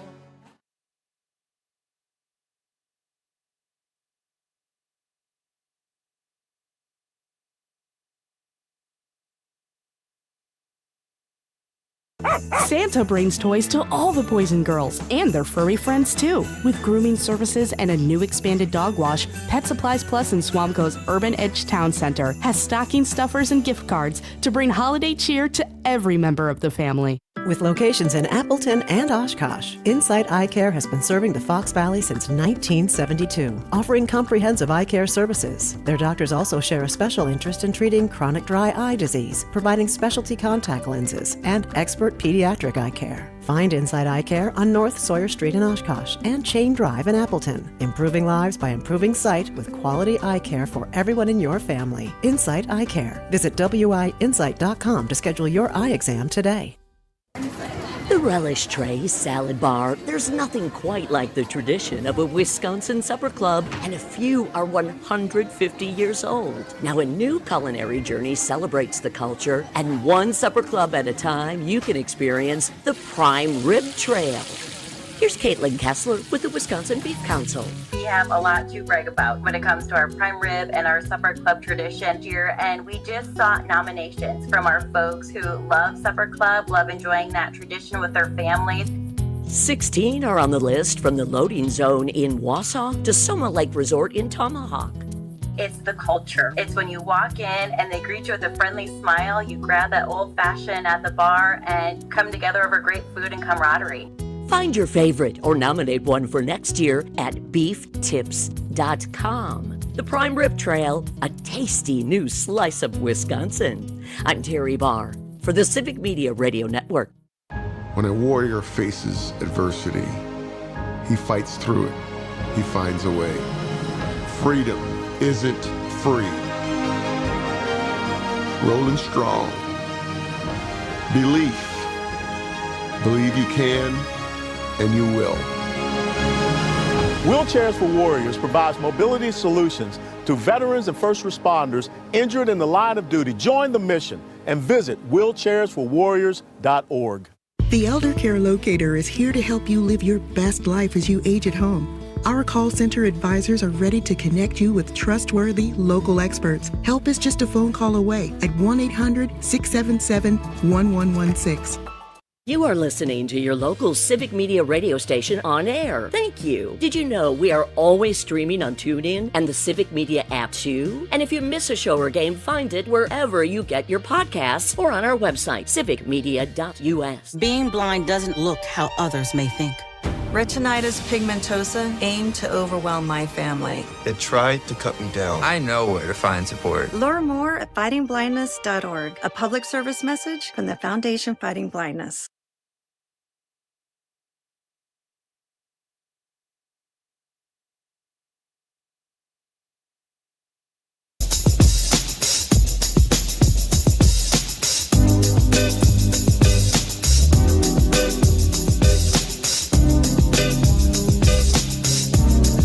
Welcome back.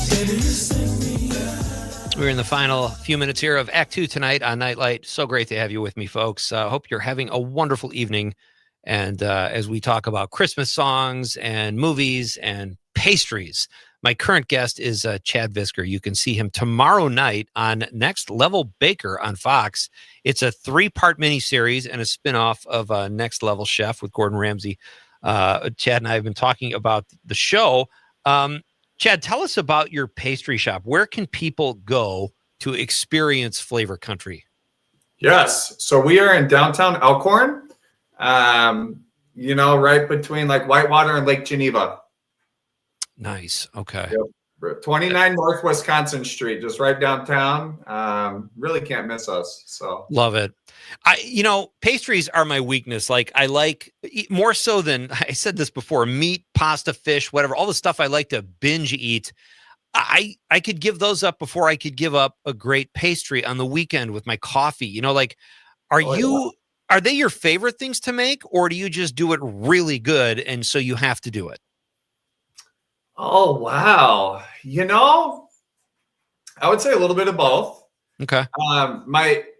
It's because I make so many different things at the shop and, for like wholesale as well. So like my favorite thing to make is probably laminated doughs, which is the base of so many good pastries like croissants. It's the base for yeah. So yeah, I mean, there's definitely an art to it. And, kind of one is never the same, which is really cool. Yeah. So yeah, I'd say, a little bit of both. I'm good at it, but I also just do it every day. So. Were you a fan of competition shows before you were part of one? Like, did you watch these shows like Cupcake Wars or any of these competitive food shows? Honestly, I'm so boring, Pete. I got 2 kids. I got 2 young kids. I got a 2-year-old and a 8-year-old. So between that, and the business, me and my wife are lucky to, give a hug and a kiss. Hello, goodbye. Let alone watch a TV show, But no, I've never really been into TV much. Is that weird? Like I've always been more like outdoors. Honestly, my wife, she'd make fun of me, but in college, like I would on the weekends, I'd be cooking, Oh, that's so cool. What do you think about, like, to me, I have seen some of those shows. My wife and my daughter watch them occasionally, and I would sit with them and, it seems so hard to, unless food is really bad, unless something is prepared and it's terrible, which I doubt any of these chefs on TV do.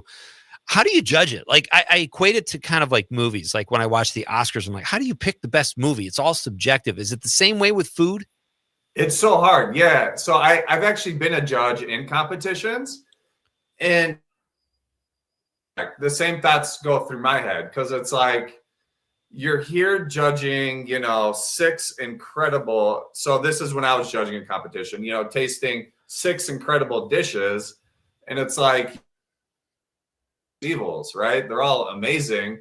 So, it's really like, thoughtfulness for a dish. Like, how thoughtful are you when preparing the dish? Whether it's Right. Savory or sweet, because that's really what takes an experience to the next level. That's number one on my list when I go to restaurants, when I'm eating something. How thoughtful is the person that I'm eating their art? So yeah, sorry, kind of getting off topic here, but no, that's good. That's very insightful. No, that's great. Do you have a favorite restaurant, favorite Wisconsin eatery that is not yours that you could recommend? Where should we go from the next level, one of the next level bakers? Oh, we lost Chad again. Conrad. I think he'll be right back. The studio elves are at work. Hey, he's back. There he is. I'm back, guys. We've got about 2 minutes left, Chad, and this has been so much fun. I asked you, pardon? I said, I know, so much fun. I know. Would it kill you to bring some pastries by sometime? I would love to. Honestly, it wouldn't. It wouldn't. Listen, if you didn't have this big show tomorrow night, I would invite you to the Atwood Music Hall for the movie that we're showing tomorrow night, and I would love to. One of these days, I'll make it into your shop in Elkhorn. I just am such a sucker for great pastries. Absolutely. Before we let you go, what is there something, because we talk about movies and TV and music a lot on the show. Yeah. Are you watching something you could recommend? Are you and your wife, or just you binge watching something? What am I binge watching right now? Samantha, what are we binge watching? I know, I'm a big sports guy. I'm a huge music guy, so I like to watch older concerts. Oh, nice. I'm a big Grateful Dead fan. I really like folk music. So yeah, I'm kind of like music. I'm really into O'Teal right now. I like O'Teal a lot, O'Teal and Friends. Okay. But yeah, I mean, it's just a good show to watch. I would say Next Level Baker, Next Level Chef. Come on, let's go. There you go. Real quick, who are a couple of your favorite folk artists? I love M. Ward. I love Kurt Vile. He's formerly from the War on Drugs, really good artist. I love the War on Drugs. Oh, I love the War on Drugs too. So Kurt Vile was the guitar player for them in the early 2000s. Only a couple albums, and then he kind of broke off and does his own stuff. So yeah, M. Ward, I love. Oh gosh, put me on the spot here. Who else do I listen to?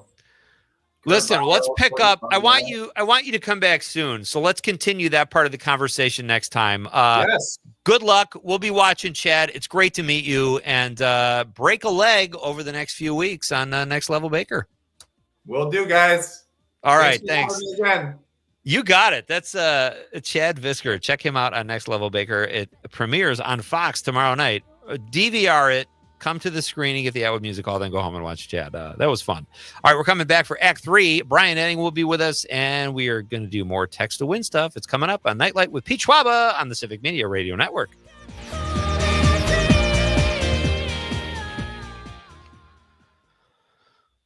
Awesome. Thanks, Chad. Chad, that was awesome. Thank you, sir. Yeah, so much fun. Thanks, guys. Anytime. And well, listen, I don't know how far Elkhorn is, but next time I do the show from Madison periodically, would love to have you back on if you're game. It'd be fun. Yeah, I would love that too. I'm about 45 minutes from you. So not too bad. Okay. Yeah, that's good. We'll figure it out. And even if I'm doing the show from Green Bay, this is great with the stream. So really appreciate your time. Cool. Yep. Anytime, guys. Okay. Thank you, sir. Take care.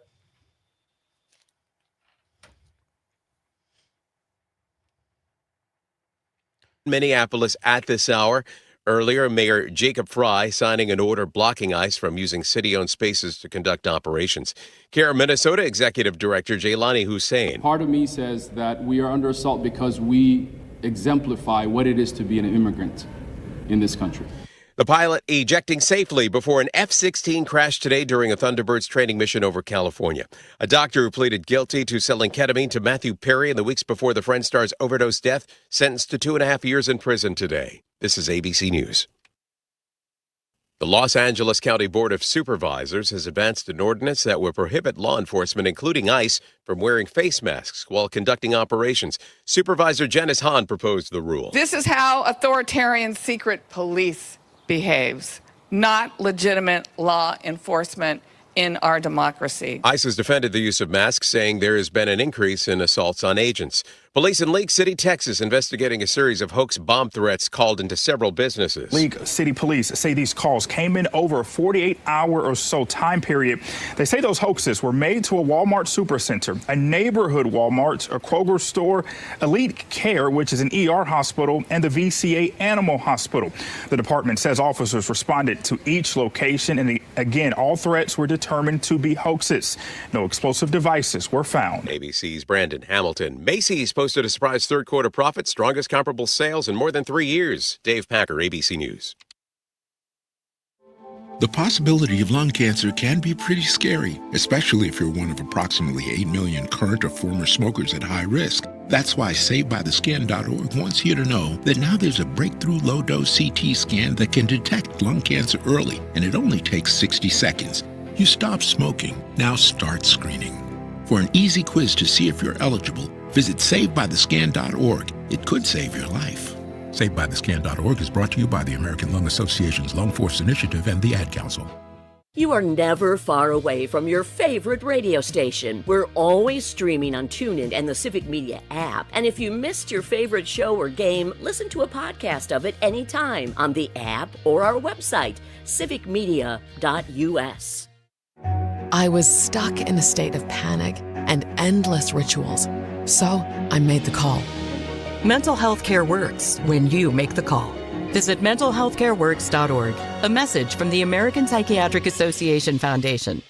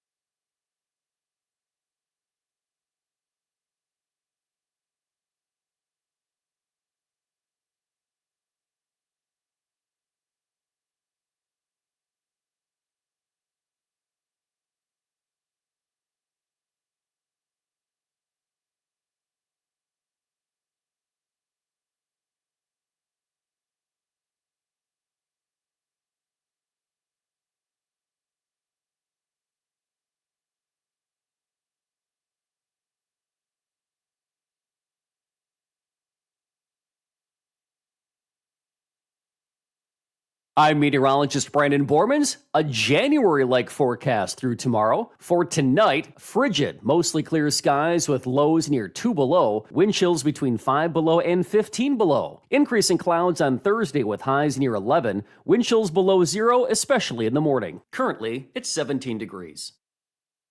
We are the National Park Foundation, and together with you, we're creating a future. Hey, Pete. Pete?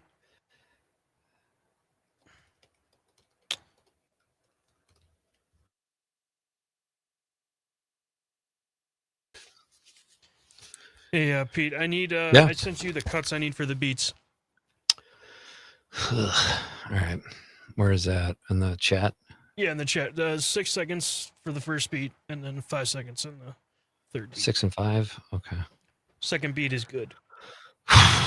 I'm going to use the movie beat again for tomorrow because we can double up on that one because that's what's opening. But I need 3 more beats. I've only got one other one written, so I need another minute and a half. So I'll write those tonight, I guess, and try to come over here tomorrow and do them. Yes, I'm trying to. Yeah. Is that bad?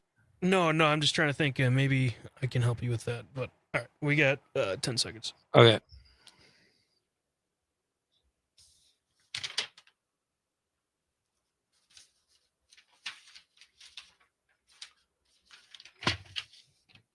One, two, three, four. Broadcasting live from the Civic Media Studios in Green Bay, this is Nite Lite with Pete Schwaba, your inside source on everything entertainment from Wisconsin to Hollywood.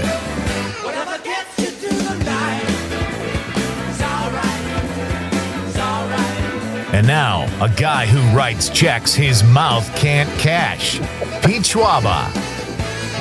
I love that line. I don't even really get it. It's just like, it's like every 70s cop show I've ever seen, they say lines like, don't write checks your butt can't cash. Like, it's just like sounds tough, but it's not really, I don't really totally. Well, yeah, I played that because I think that's you with pastries. Oh man. Don't be so flavorful. Yeah, I don't even have a joke for that. I love pastries. That was fun talking to Chad. If you missed the show so far, folks, or an hour of the show, go to civicmedia.us. All our podcasts are cataloged there. Pardon me. Some of the language is cleaned up. But check those out. My interview with Lauren Holly is there. My interview with Chef Chad Visker from Next Level Baker, which you can check out over the next 3 weeks. It was fun to talk to Chad, and Orly KG was here from the Bad Moms. I still don't know about that name, Con. What do you think? Bad Moms. That's risky. I think it's cool. I think mothers are good. By and large, I wouldn't call them bad. But anyway, we've got Brian Edding coming up here in hour number 3. He'll be along at 7:20. He is a movie producer, and as you might have guessed, he produced the film The Godfather of Green Bay. Pardon me. And I'll take this opportunity to make my last pitch. We've been pushing this movie for a month, Con, and a shout out to Catherine Lake. It was all her idea. She and John and Gordy here at the morning show had this idea for a charitable screening of The Godfather of Green Bay, a film I made 20 years ago. It's the 20th anniversary screening at the Atwood Music Hall tomorrow, December 4th.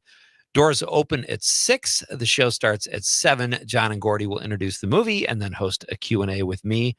Afterwards, we'll tell some fun stories about the film and the making of the film that we shot in Marinette, my hometown and county, and we shot some in Menominee as well.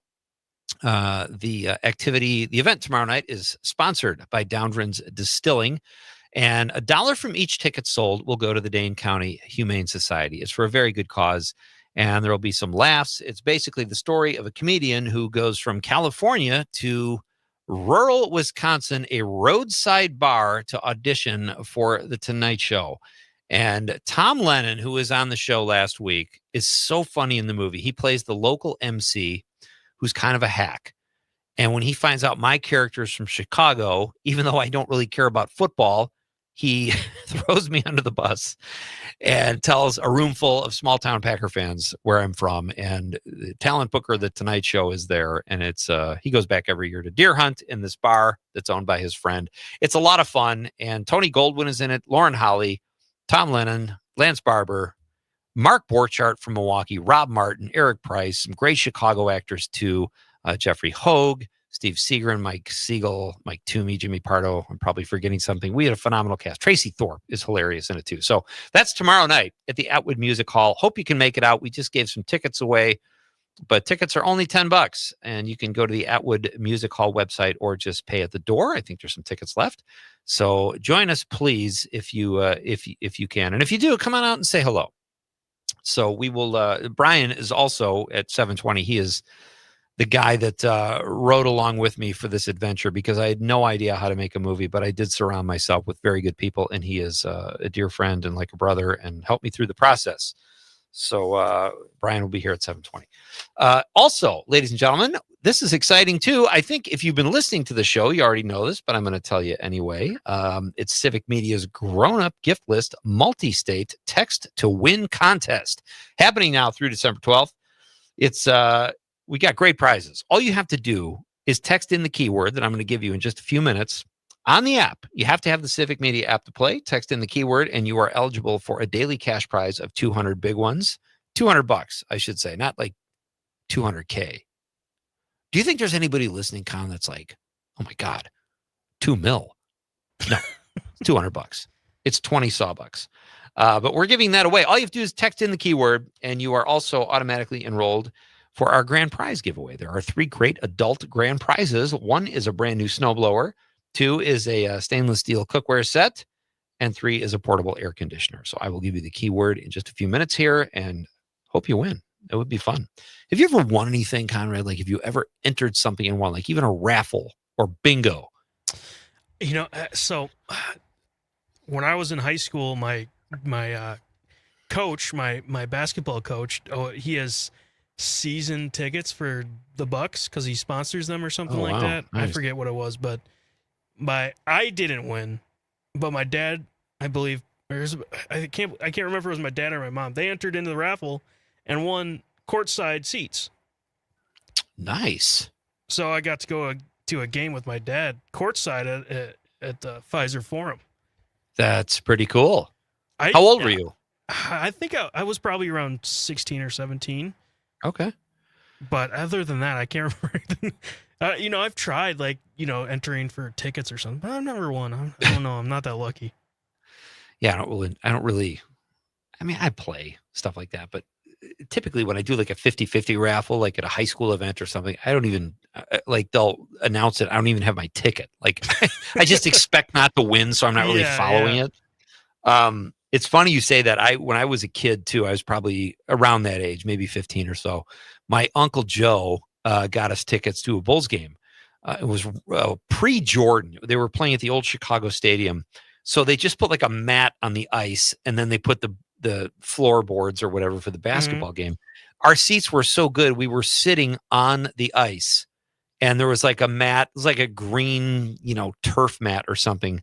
By the third quarter, I swear to God, I had hypothermia. My feet were so cold, and it's like they're just so much better at what they do now, the way they do that. So, our question of the night, folks. Let's do it right, Con. Let's go to the question of the night, and we will announce it once again and hope that you get in on the fun.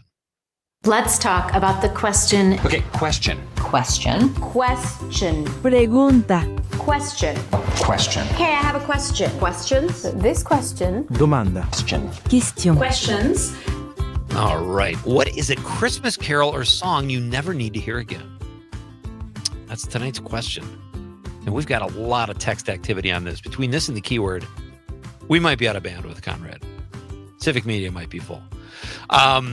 Let us know at 855-752-4842. That's our text line. You can also text in on the app, which you should have anyway, if you want to play our awesome text giveaway here. Multi-state, Civic Media, grown-up gift list text to win contest. And if you're watching on the stream, drop us a stream comment over YouTube, Facebook, or X, and let us know. Melissa from Willie Street in the 608 says, "Hi, Pete. If I never hear that Paul McCartney Xmas song again, it will be too soon." Barf. Melissa throws a barf in there, Conrad. That's some strong. I don't like the song either, but man, that's pretty harsh.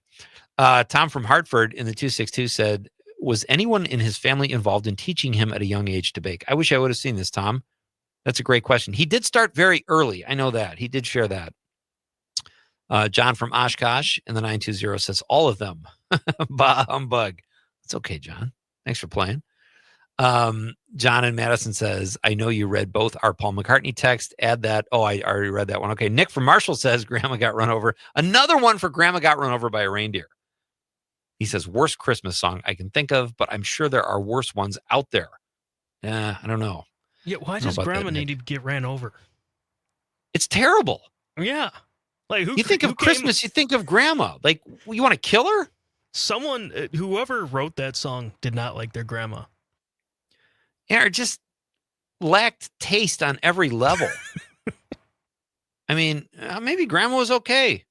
Maybe she tore her ACL or something when the reindeer ran her over. And what a jerk of a reindeer. Right?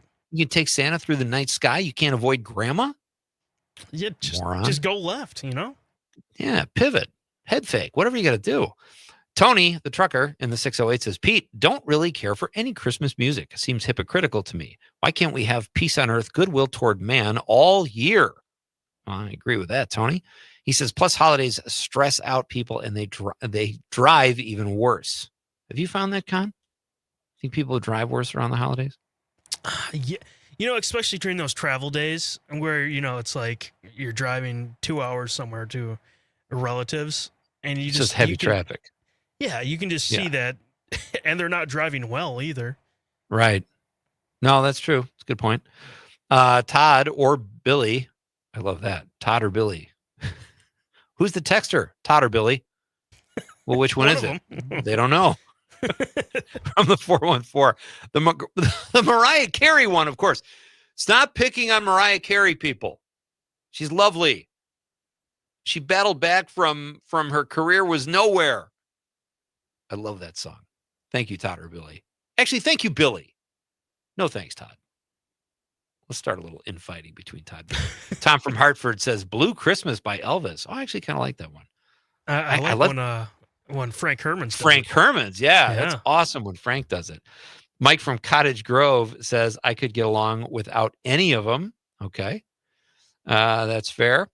I want to talk to you, Con, about, before we read some more texts or bring Brian into the show, the chair company. You know, this Tim Robinson, I really do like him. I have to say, he's hilarious at times, but I don't understand what the heck was going on at the end. So think about that. We'll get to that. I might ask Brian Edding about that. We have to talk about this show, though. Yes, but first, I have to tell people about our Civic Media grown-up gift list, a multi-state text-to-win contest happening here at Civic Media through December 12th. You are eligible to win $200 in cash daily if you text in the keyword I am about to give you using the app. You have to use the Civic Media app. And if by doing so, you will automatically enroll yourself and make yourself eligible for 3 grand prizes: a brand new snowblower, a stainless steel cookware set, or a portable air conditioner. Our keyword this hour. You ready for this, Con? It's a good one. Ready. Red. R-E-D. Red. R-E-D. That's a great keyword. You notice the theme with these keywords? They're all about Christmas. Well, yeah, that makes sense. Have you picked up on that? Yeah.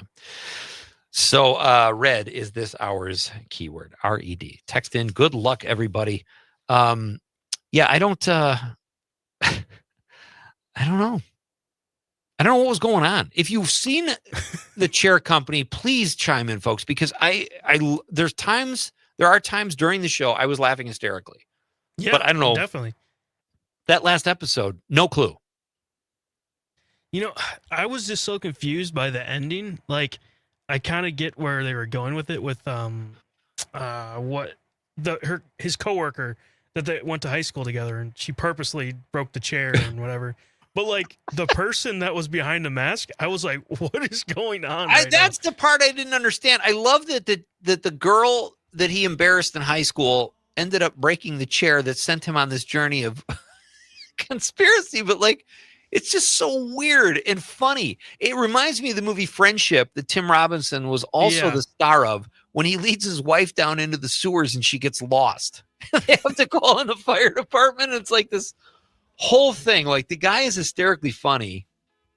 I don't even think he wrote that one either. But anyway, if you have thoughts on the chair company, we'd love to hear them. And we've got Brian Edding coming up next. Movie producer Brian Edding. We're coming right back. It's Nite Lite with Pete Schwaba on the Civic Media Radio Network.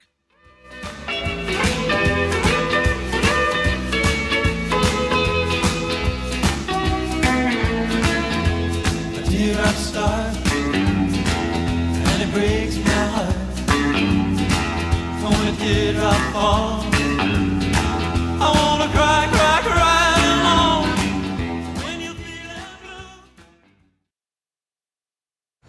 From Denmark to De Pere, this is 97.9 WGBW. Appleton Cigar Company on College Avenue has been serving the community for over 25 years. If you are a cigar aficionado looking for a one-of-a-kind experience, you need to check out Appleton Cigar, which boasts the largest selection of cigars north of Milwaukee, with over 706 cigars to choose from in a walk-in humidor. The Cigar Lounge offers an impressive variety of spirits and cocktails that pair perfectly with a premium cigar. For the full experience, come to Appleton Cigar at 415 College Ave, Monday through Saturday, 11:30 a.m. to 10:30 p.m. For more information, go to appletoncigar.com. Hey, it's Amanda, and we all know that Northeast Wisconsin has some of the best events around, but trying to find them all can be tricky. So here at WGBW, we decided to do the work for you. Prevent boredom on any night by going to WGBW.fm and click events in the top right corner. You'll never have to spend forever scrolling to find out what's going on in your area. And if you got an event to share, hit us up by emailing info@WGBW.fm, bringing you local news and timeless hits while giving you the 411 on what's happening in New Wisco.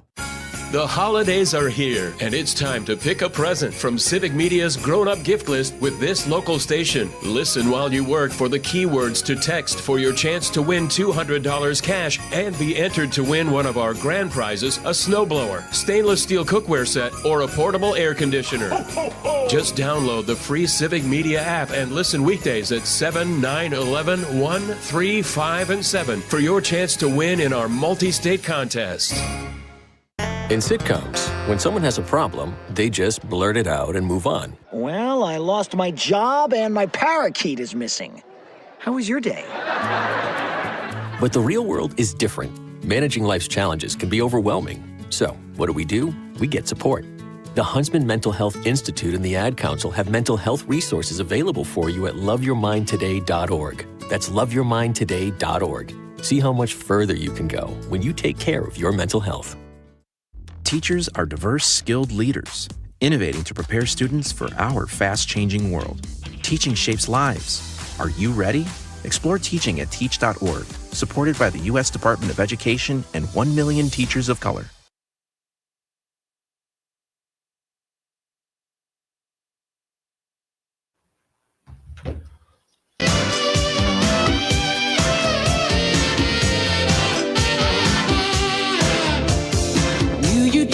Welcome back. This is so fun. I love doing the show from Madison. It's, folks, just let's take a moment to practice some gratitude here. It's December 3rd. We are inching ever closer to Christmas and the holidays, or Hanukkah if you're Jewish, or whatever you celebrate this time of year. It's just a great time of year. December 3rd, there's a nip in the air here in Wisconsin. We're talking about movies. We've got text to win giveaways, Giving Tuesday, all this kind of fun stuff. A fun movie premiere tomorrow night, and great stuff. So it's so great to have you here, and thanks for being here. The show would not be the same without listeners. Conrad, would you agree with that? Otherwise, we'd just sit here. We're talking to ourselves here. What are we doing, right? I totally agree. Okay. Very cool. You have, this is funny that you just mentioned this. So I think we'll bring Brian on at 7:35. Is he coming on phone or stream? Over stream. Stream. Okay. All right. I just set that up because then he doesn't have to sit through the news. So we're going to talk about that. But you said we have this Danny DeVito clip we've been sitting on. And it is one of my favorite Danny DeVito moments. It's if you've seen Friends, you definitely know the scene. It's you can definitely see it in just the audio. You've seen the show. Are you going to play it? Yeah, you cut out there. Sorry. Yes. So what else do you have to set up? Well, it's just, all right. So Phoebe is getting married and to Paul Rudd's character in Friends. And, they have the bachelorette party, and she wants, a stripper, but Rachel and Monica didn't know, and they last minute went to the phone book and got one. And that is so great. I think that's all the setup we need to do. So, all right. She cringed. This is how I look when I'm turned on. You were talking about me before. Look, I don't need this. I'm out of here. Where's my hat? Look, I've been in this business for a long time. Shocking. Now, if you just pay me my $300, I'll be on my way. $300? Are you kidding? No, that's okay. Let me just get my checkbook. No, you're not going to pay him. He didn't do anything. Didn't do anything? I took a bus all the way from Hoboken. I climbed, like 1 billion stairs. It's not like I could take them 2 at a time. I don't care. We're not paying paying you $300 for this. Well, look, it's not my fault if you're too uptight to appreciate the male form in all its glory. Oh, yeah, okay, I'm uptight. Yeah, that's why I don't want to watch a middle-aged guy dance around in what I can only assume is a child's Halloween costume. I may have borrowed this from my nephew. But let me assure you, what's underneath is all man. I'm sorry, did you say all man or old man? Ugh, you're mean. Look, officer, Damn it! Big surprise! The hunk of beef has feelings. That's great. It didn't say it in there, but his name is Officer Goodbody. How do you not love Danny DeVito? You probably don't remember the show Taxi. No, I don't. Oh. I know what it is, but I have never watched it. It's worth going back just for him. The show is okay. I don't know if it holds up or not. I was a kid when it was on, but it's worth just for Danny DeVito alone. He plays like the cab dispatcher, and he's just awesome. Okay, we're gonna bring Brian on at 7:35, and we'll close the show with my old pal Brian Edding. Just a reminder that the keyword for this hour for our text to win multi-state giveaway is RED, R-E-D. Text that in on the app, and you are eligible for $200 cash today, and you will automatically be enrolled in our grand prizes. So that's kind of exciting. We've got the screening tomorrow night. Con is coming down. Conrad will be here, folks. If you need another incentive to go to the Atwood Music Hall tomorrow, you will meet the man behind the laugh, the man behind the board, Conrad Krieger. Will be there taking pictures and rubbing shoulders. This is kind of cool. I don't know how you guys feel about this, but you know what? Actually, I'm going to save that for Friday Con. We're going to have some beer talk on Friday night. There's a very cool beer coming to Wisconsin, and we'll talk about that as we lead into more Bears Packer stuff. But I have to read a couple texts from last night. I don't like to miss texts from anybody. Yeah. Your mom texted in. Do you remember what the question was? She said Miami, worst traffic ever. Yes. What was that about? In honor of, it was Travel Tuesday yesterday. Right. What is the crappiest city or state you've been to? Yeah, there you go. Miami. Well, yeah. Just for the traffic alone. My mom, when they lived in Key West, I would fly into Miami, and then we had to take the trek down from Miami to Key West. And well, let's just say, if one little traffic jam hits, it's backed up. Well, let's put a nail in the coffin too of Indiana from last night. John Murray texted us after we were off the air. He said, worst state might be Indiana. Again, people, they just don't like Indiana. He says, I drove. Huh? I said that's up to 10 for Indiana. That's right. Okay. He says, I drove to Colorado and back from Illinois solo in a 75 Chevy Impala. I hope that wasn't recently. What a big, beautiful boat. Anyways, Nebraska is brutal. Yes, Nebraska is brutal too. Flat I-8380 goes on forever, and the scenery is just like the three rocks and then a brush or cactus or something like the Flintstones. Thank you, John. Sorry we missed that last night. We have so many social media texts too. We had I can't even get to all these, Con. This is so awesome. I love when people are part of the show. Kayla Kelly texted something that never goes on sale. I think it was Giving Tuesday. She said airline tickets. How do you like that? You know all about that. Yeah. All right. They're never. We are coming back after the news, folks, with Brian Edding, movie producer, and he'll help us close out the show. It's Pete Schwaba and Nite Lite on the Civic Media Radio Network. You will never know. There will be no more isolation in our secret separation. You touch my heart so deeply. You rescued me.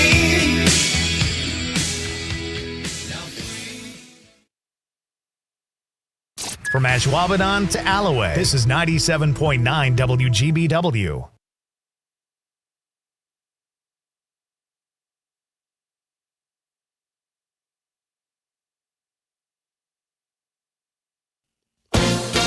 ABC News, I'm Dave Packer. Sources telling us that the Pentagon Inspector General has found Defense Secretary Pete Hegseth put U.S. personnel and their mission at risk when he discussed sensitive information about a strike on Yemen in a group chat. In a statement, Hegseth saying he has the power to classify and declassify information, that he was well within his rights to have done so. Law enforcement sources say ICE enforcement operations are underway in Minneapolis at this hour. Earlier, Mayor Jacob Fry signing an order blocking ICE from using city-owned spaces to conduct operations. CARE Minnesota Executive Director Jaylani Hussein. Part of me says that we are under assault because we exemplify what it is to be an immigrant in this country. The pilot ejecting safely before an F-16 crashed today during a Thunderbirds training mission over California. A doctor who pleaded guilty to selling ketamine to Matthew Perry in the weeks before the Friend star's overdose death sentenced to 2.5 years in prison today. This is ABC News.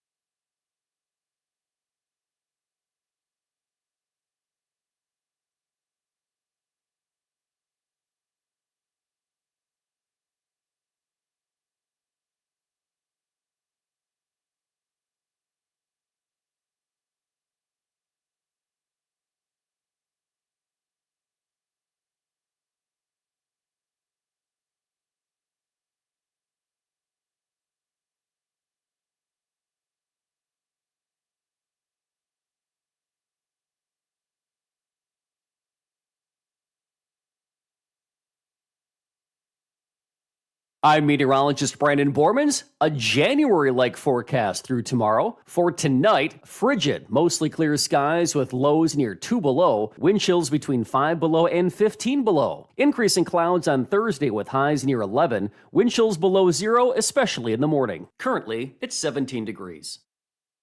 Not completing high school is more of a social thing than it was an academic thing. Even though all these years have passed, I still had that longing to have my diploma. At age 30, Carissa finished her high school diploma. If you're even considering getting your high school diploma, you can do it.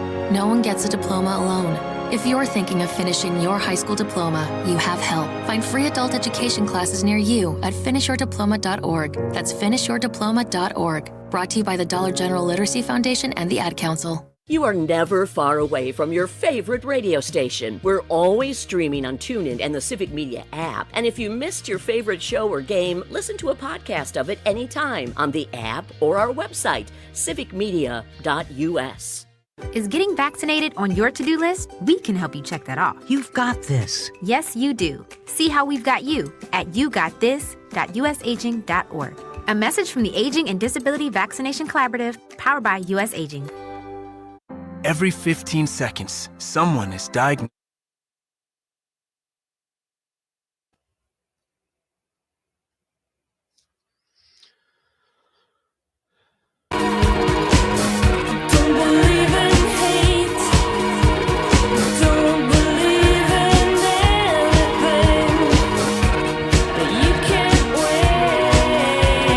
Welcome back. So great to have you with me, folks. I am Pete Schwaba. This is Nite Lite. We are broadcasting live from downtown Madison tonight. Our question of the night, you still got time. What is your least favorite Christmas carol or song, or one you don't ever have to hear again?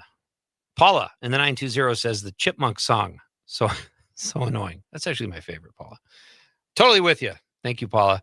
All right. We've had a lot of fun talking about the Godfather of Green Bay screening happening here in Madison tomorrow night at the Atwood Music Hall.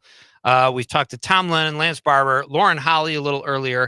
And now, folks, it is my pleasure to welcome to Nite Lite the man who made it happen, because I was just a guy with a script. I didn't know what the heck I was doing. And this guy helped me through all of it. And I never liked him personally, but he was a great producer.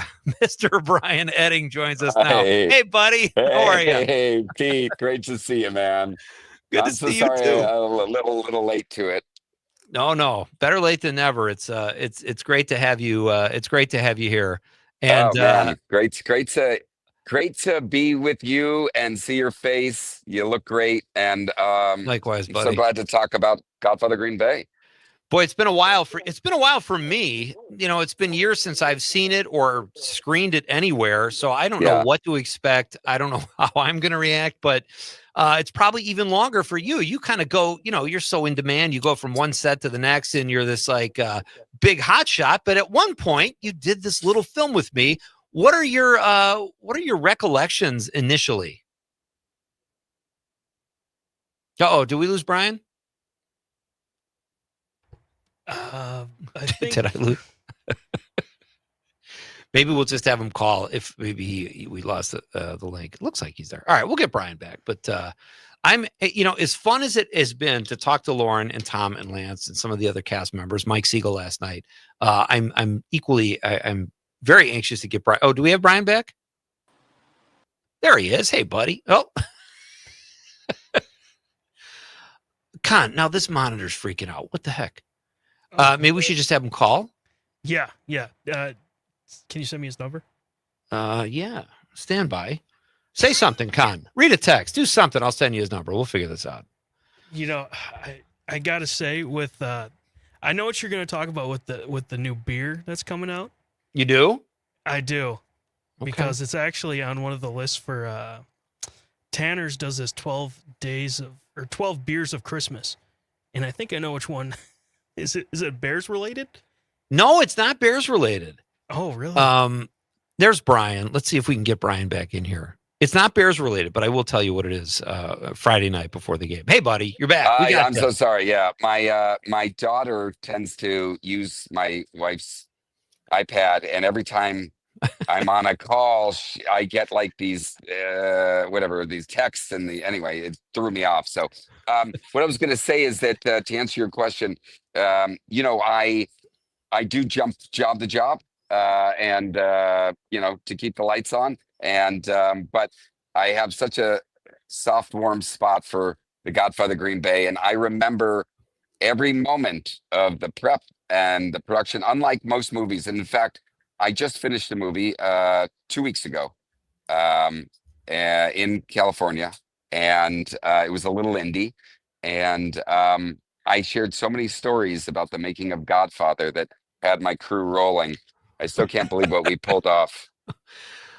It was unbelievable. And I really tip of my hat to you. You found Dale, God rest his soul, and Don Aaron, two of the most phenomenal guys, the editor and the DP. It was so much fun. But I think just working with you, I learned so much, because I couldn't believe, first of all, when we were on the set and you had all this knowledge, I think you had a birthday shortly after. We were just talking to Lauren Holly before, who turned 40 on the set. That's one of her favorite memories. Oh my God. Wow. But you turned 30, right. And I was like, how does this guy know all this stuff about movies? And he's 5 years younger than me. It was crazy, your knowledge of the craft. Oh, that's really sweet of you to say. I started assisting for a producer director named Mark Lester, who directed Commando. You remember that?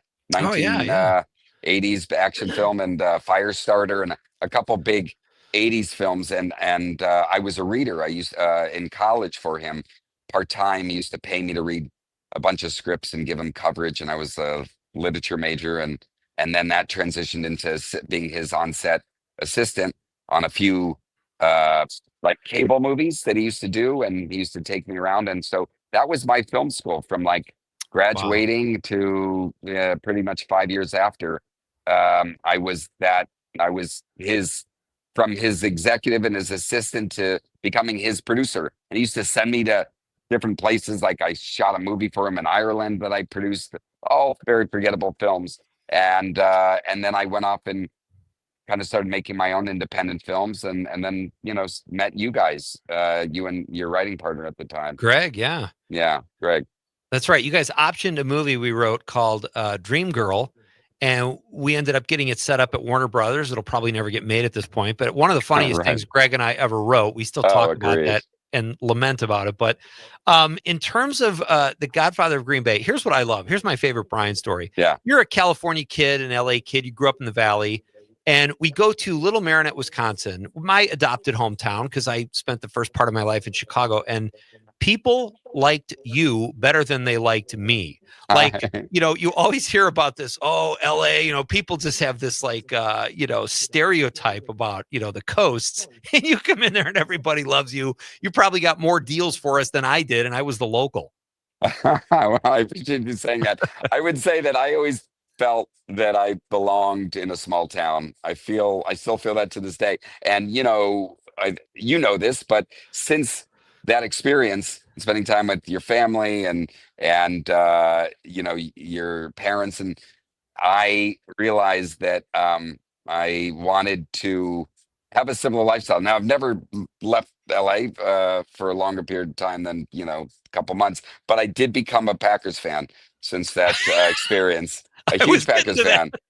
And I still am a Packers fan to this day. I have a 7-year-old son. I took him to a Rams game, and he wore his Packer jersey. Wow. And So he knows great. I'm a big Packer fan. Yeah. So they have fans everywhere. I'm still like Conrad, our producer here. He's a huge Packer fan, and we have this is just so serendipitous because the Bears Packers game is this weekend, and this movie is screening at here in town, and so it's really fun. And we had all the scenes with all the Packer fans. Lauren Holly and I were talking before about that last night. I don't know if we wrapped or we were close to it, but we had nowhere to go. The bars were all closed. It was like 3:00 in the morning, and we were just gassed, but also exuberant about the film wrapping and everything. So somebody got their hands on some vodka, and we were hanging out in the lobby of the Best Western, kind of laying on the floor drinking vodka. And then the pool opened at 6 a.m. and we all went in big cannonballs. And we all went in cannonballs, and I was there. I witnessed great. it. I jumped in the water with you guys. Yeah. I remember it was such an experience. I mean, part of the beauty of making that thing, and I'm sure I would have loved to hear, you got to send me the Tom Lennon and Lance Barber interviews and Lauren as well, because I'm sure we have so many crossover stories and memories, because I personally remember rapping and hitting the bar. And most of the time you're on shoots, everyone just wants to get back home and go to bed and get the rest before like the next 6 a.m. call time. But this was such an unusual thing that every night you could count on the actors and a lot of crew members hitting the bar and just laughing and sharing stories. And a couple times I was like, I think we have like a 7 a.m. Your call time is like 6 a.m. We got to get home. And people showed up, but it was that kind of very familial, communal experience where everyone really enjoyed the shoot as much as they enjoyed talking about and sharing stories after the shoot. It was so much fun. And if you haven't seen it, and I talked about this with Lauren a little bit, Mike Siegel did a great behind the scenes. It's on YouTube. It's called Godfather of Green Bay. He was on last night. Godfather of Green Bay behind the scenes on YouTube. It's like 15 minutes long. It's Tony, Lauren, Tom, Josh is on there. Josh has a really funny line.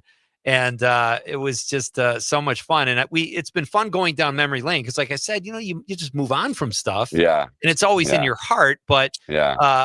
Just all these stories about like Lance saying every time Tom Lennon would walk up on stage, Tom was so in character. He would bring Lance up onto the stage in the movie, and he would say off the mic, he would say, "Knock him dead, Tubby." Lance like rolled his eyes and got a kick out of it. Was also, and Lennon's in Wisconsin now. He lives in Lake Geneva. Isn't that crazy? Someone mentioned that. I worked with Lennon on a HBO Funny or Die series. Him and his partner Ben. A couple years following that movie, but that's so wild, man. I mean, God, Mark Borchardt, how we met those guys on a plane with like our casting director, and I think Donna, our casting director, just went up to them, her and Mark and Mike, and just asked them if they wanted to be in a movie, and they just, and followed up, and suddenly they were in our movie. It was just like, and Tony Goldwyn, how committed he was.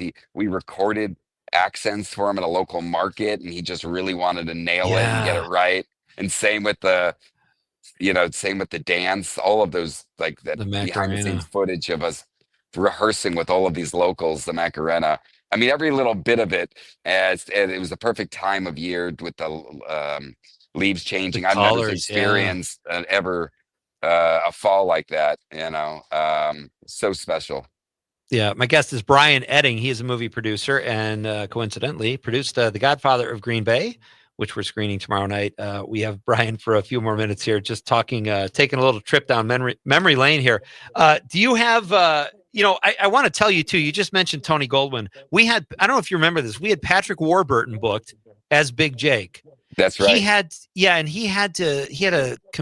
something happen, and Lauren had to change her dates. We kept Lauren because we had her first, and we were scrambling. We started shooting and we had no Big Jake. And then, like, on the fourth day of shooting, you hand me your cell phone and you say, Tony Goldwyn's on the phone. He wants to play Big Jake. I was like, oh my God. And I was like, yeah, go ahead. No, I was just thinking, I remember he was living in Virginia or something like that. And Connecticut, Connecticut. And his agent had rung and said it's a nice little departure for what he's been doing. And he likes to kind of take shots and risks. It's, a unique material, and, and stay close to home. And God, what a revelatory idea, right? Like out of nowhere. Yeah. Absolutely. And it was great. There was an article about him in the LA Times when I got back saying he only picks projects he really likes. And his grandpa, Metro Meyer Goldwyn, said, your body of work is what's important. And, you helped me bring in this great cast, Brian, that I'm still in touch with today. Tom, Lance, Lauren, they all love the movie.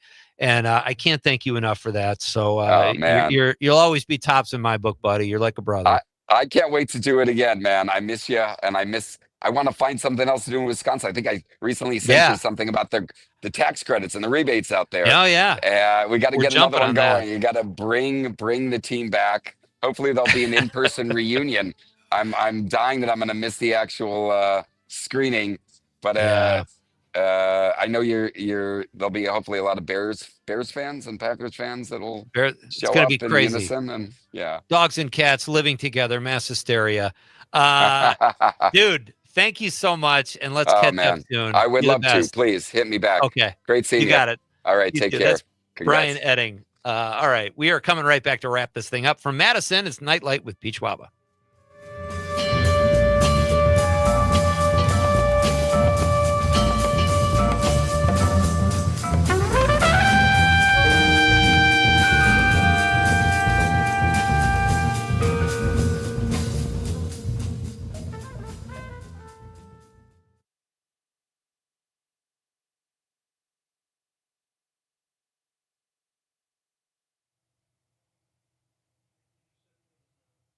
Hey, could you send me those cuts? Yep. Thank you. What is it again? 6 seconds. 6 seconds for the first beat, and then 5 seconds for the last one, the third. 6 and 5. Okay. Hey, if I send you the beats, Con, you want to read them tomorrow before you leave? Yeah, I could do that. Like if I write them tonight, and you'll just have to read this one I've already read. It'll be good because it'll be the same beat, but in your voice for tomorrow. About the movie's opening. Yes, send me the scripts, and then I'll do that. I'll do that tonight. Okay, cool. Sounds good. No reviews yet. 6 and 5.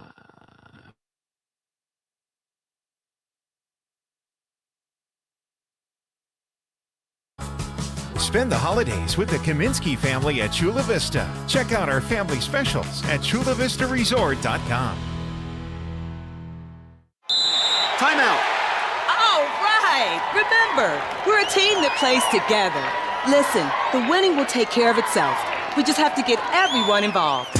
In interscholastic sports, we celebrate what makes every one of us unique. And in the pursuit of a common goal, everyone in the huddle, in the bleachers, and in the community comes together. This message presented by the WIAA and the Wisconsin Athletic Directors Association. With so many of our troops far from home this holiday season, K&L Enterprises in Two Rivers encourages you to visit sendacarepacagetoday.com and sponsor a military care package. It's easy and it lets our heroes know they're not forgotten. This from K&L Enterprises on School Street in Two Rivers. For RV service parts and accessories, stop in or call 920-793-8455. Helping to give our troops the comforts of home they deserve. Doctors Without Borders is delivering life-saving medical care where it's needed most in communities around the world. From bandaging war-wounded patients in Sudan to providing clean drinking water in Haiti, we're in more than 70 countries worldwide, bringing patients from sick to recovering, from emergency to aid, from crisis to care. This life-saving care is made possible by a global movement of supporters like you. Thank you. The Elder Care Locator is here to help you live your best life as you age at home. Our call center advisors are ready to connect you with trustworthy local experts. Help is just a phone call away at 1-800-677-1116.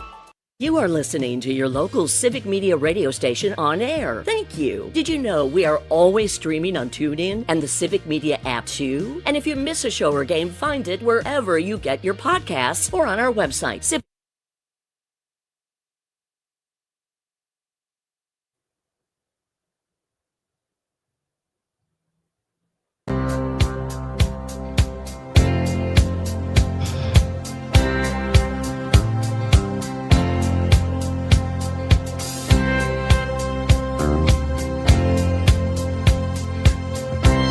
Welcome back.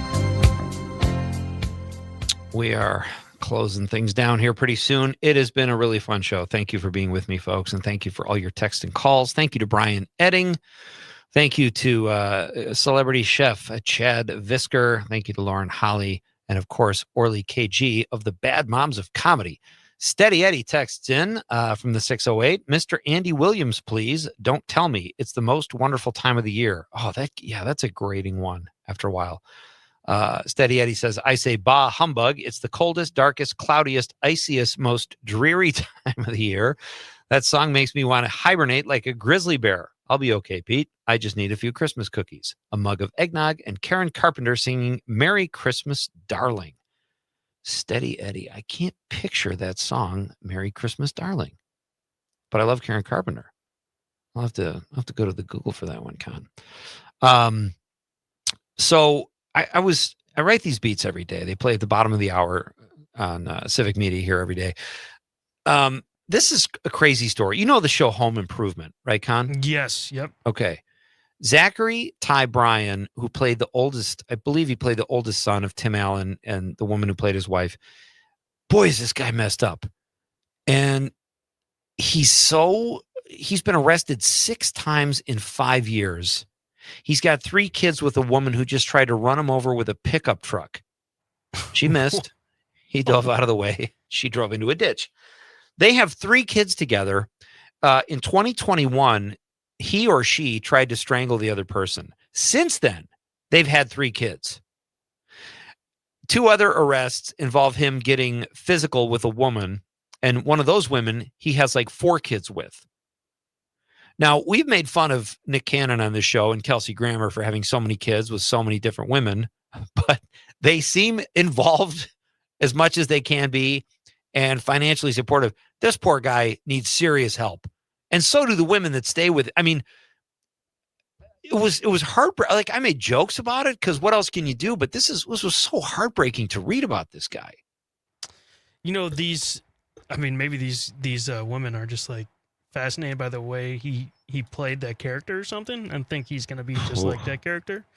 But yeah, that's crazy. That is. Then you bring kids into it. His girlfriend or his wife? It's this woman was his fiance who tried to run him over, who he tried to strangle 5 years ago. I mean, if you ever put your hands on someone, it seems like that would be the point to go, ooh, I need some help. We can't work through that. You know what I mean?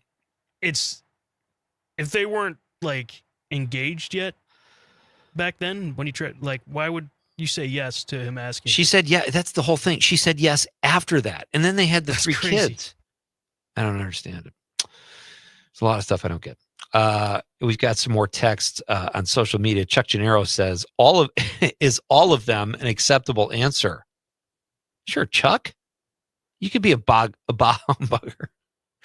Vince Moranto on social media says, anything off the Bob Dylan Christmas album came out a few years back. It's real, and trust me, it is horrendous. I believe that. Bob Dylan's hard to listen to these days. Tim Baker responds to Vince, says, what does Marengo... I have no margins. What's going on? And my M's aren't working again, Con. You need to get that fixed. I gotta get that fixed. No, it'll be fine. It'll fix itself. Amanda Nimmer, one of the producers here at Nite Lite and for WGBW, says Last Christmas by absolutely anyone. Stacy Sue says, oh my, I think she liked that one. The Christmas shoes. Hey, for Friday night, let's have the Christmas shoes ready. Because I know I've heard that song, but I can't remember it. I know it's supposed to be terrible. Yeah, it's, I mean, we played it before and it was. Have we? All right. Yes. Because, I mean, last year, I think during this time, we were like, what is that song? And it is a terrible song. The title's song. Terrible. Yeah. Laura on social media says there are so many, but there is a version of Have Yourself a Merry Little Christmas. I can't remember which one of the divas did it. It might have been Christina Aguilera, but it is so overdone. And she puts so much effort into showing people how much many notes she can fit in a phrase. And it's just a nightmare to listen to. Alan on social media says Christmas Rapping by the Waitresses. Oh, I don't know that one. Max Blaska sent a link. He said Santa Buddy by Michael Bublé. All this is probably the strangest Christmas song I've ever heard. Daniel Wheeler. Danny Wheels, our pal, says Santa Baby by Eartha Kitt. Eric Ratzak from Ask Your Mother says Last Christmas by Wham. So I survive Whamageddon. Mike Desatel, Grandma Got Run Over by a Reindeer. Our pal Nick Wallander at Green Bay Comedy says The Christmas Shoes. And Brenda Gerndt Sosha, my friend, agreed with Nick. Conrad's dad chimes in and says Hallmark Christmas movies. If you see one, you have seen them all. Well, not a little movie called A Cherry Pie Christmas, Steve. Have you seen that yet? No, I need to watch it. I was wondering, is Lifemark doing anything this year? I think Lifemark could make a new appearance. I think we could throw some together. How long are those? We probably don't have time to play one of those. No. We'll break one of those out on Friday. Yes, we did a Christmas Shoes Lifemark movie. We did. Yeah, that's right. The Christmas turtleneck? Well, a trailer, but, production was a little slow, so we stopped filming. But well, we'll get to it. Tomorrow night, though, we're focusing on another movie, folks. I hope you can make it out to the Atwood Music Festival. Thank you for your patience with me talking about this movie. But when Catherine Lake and John and Gordy suggested a screening, I thought it was great. A lot of the proceeds go to the Dane County Humane Society. Tony Goldwyn, Lauren Holly, a fun story.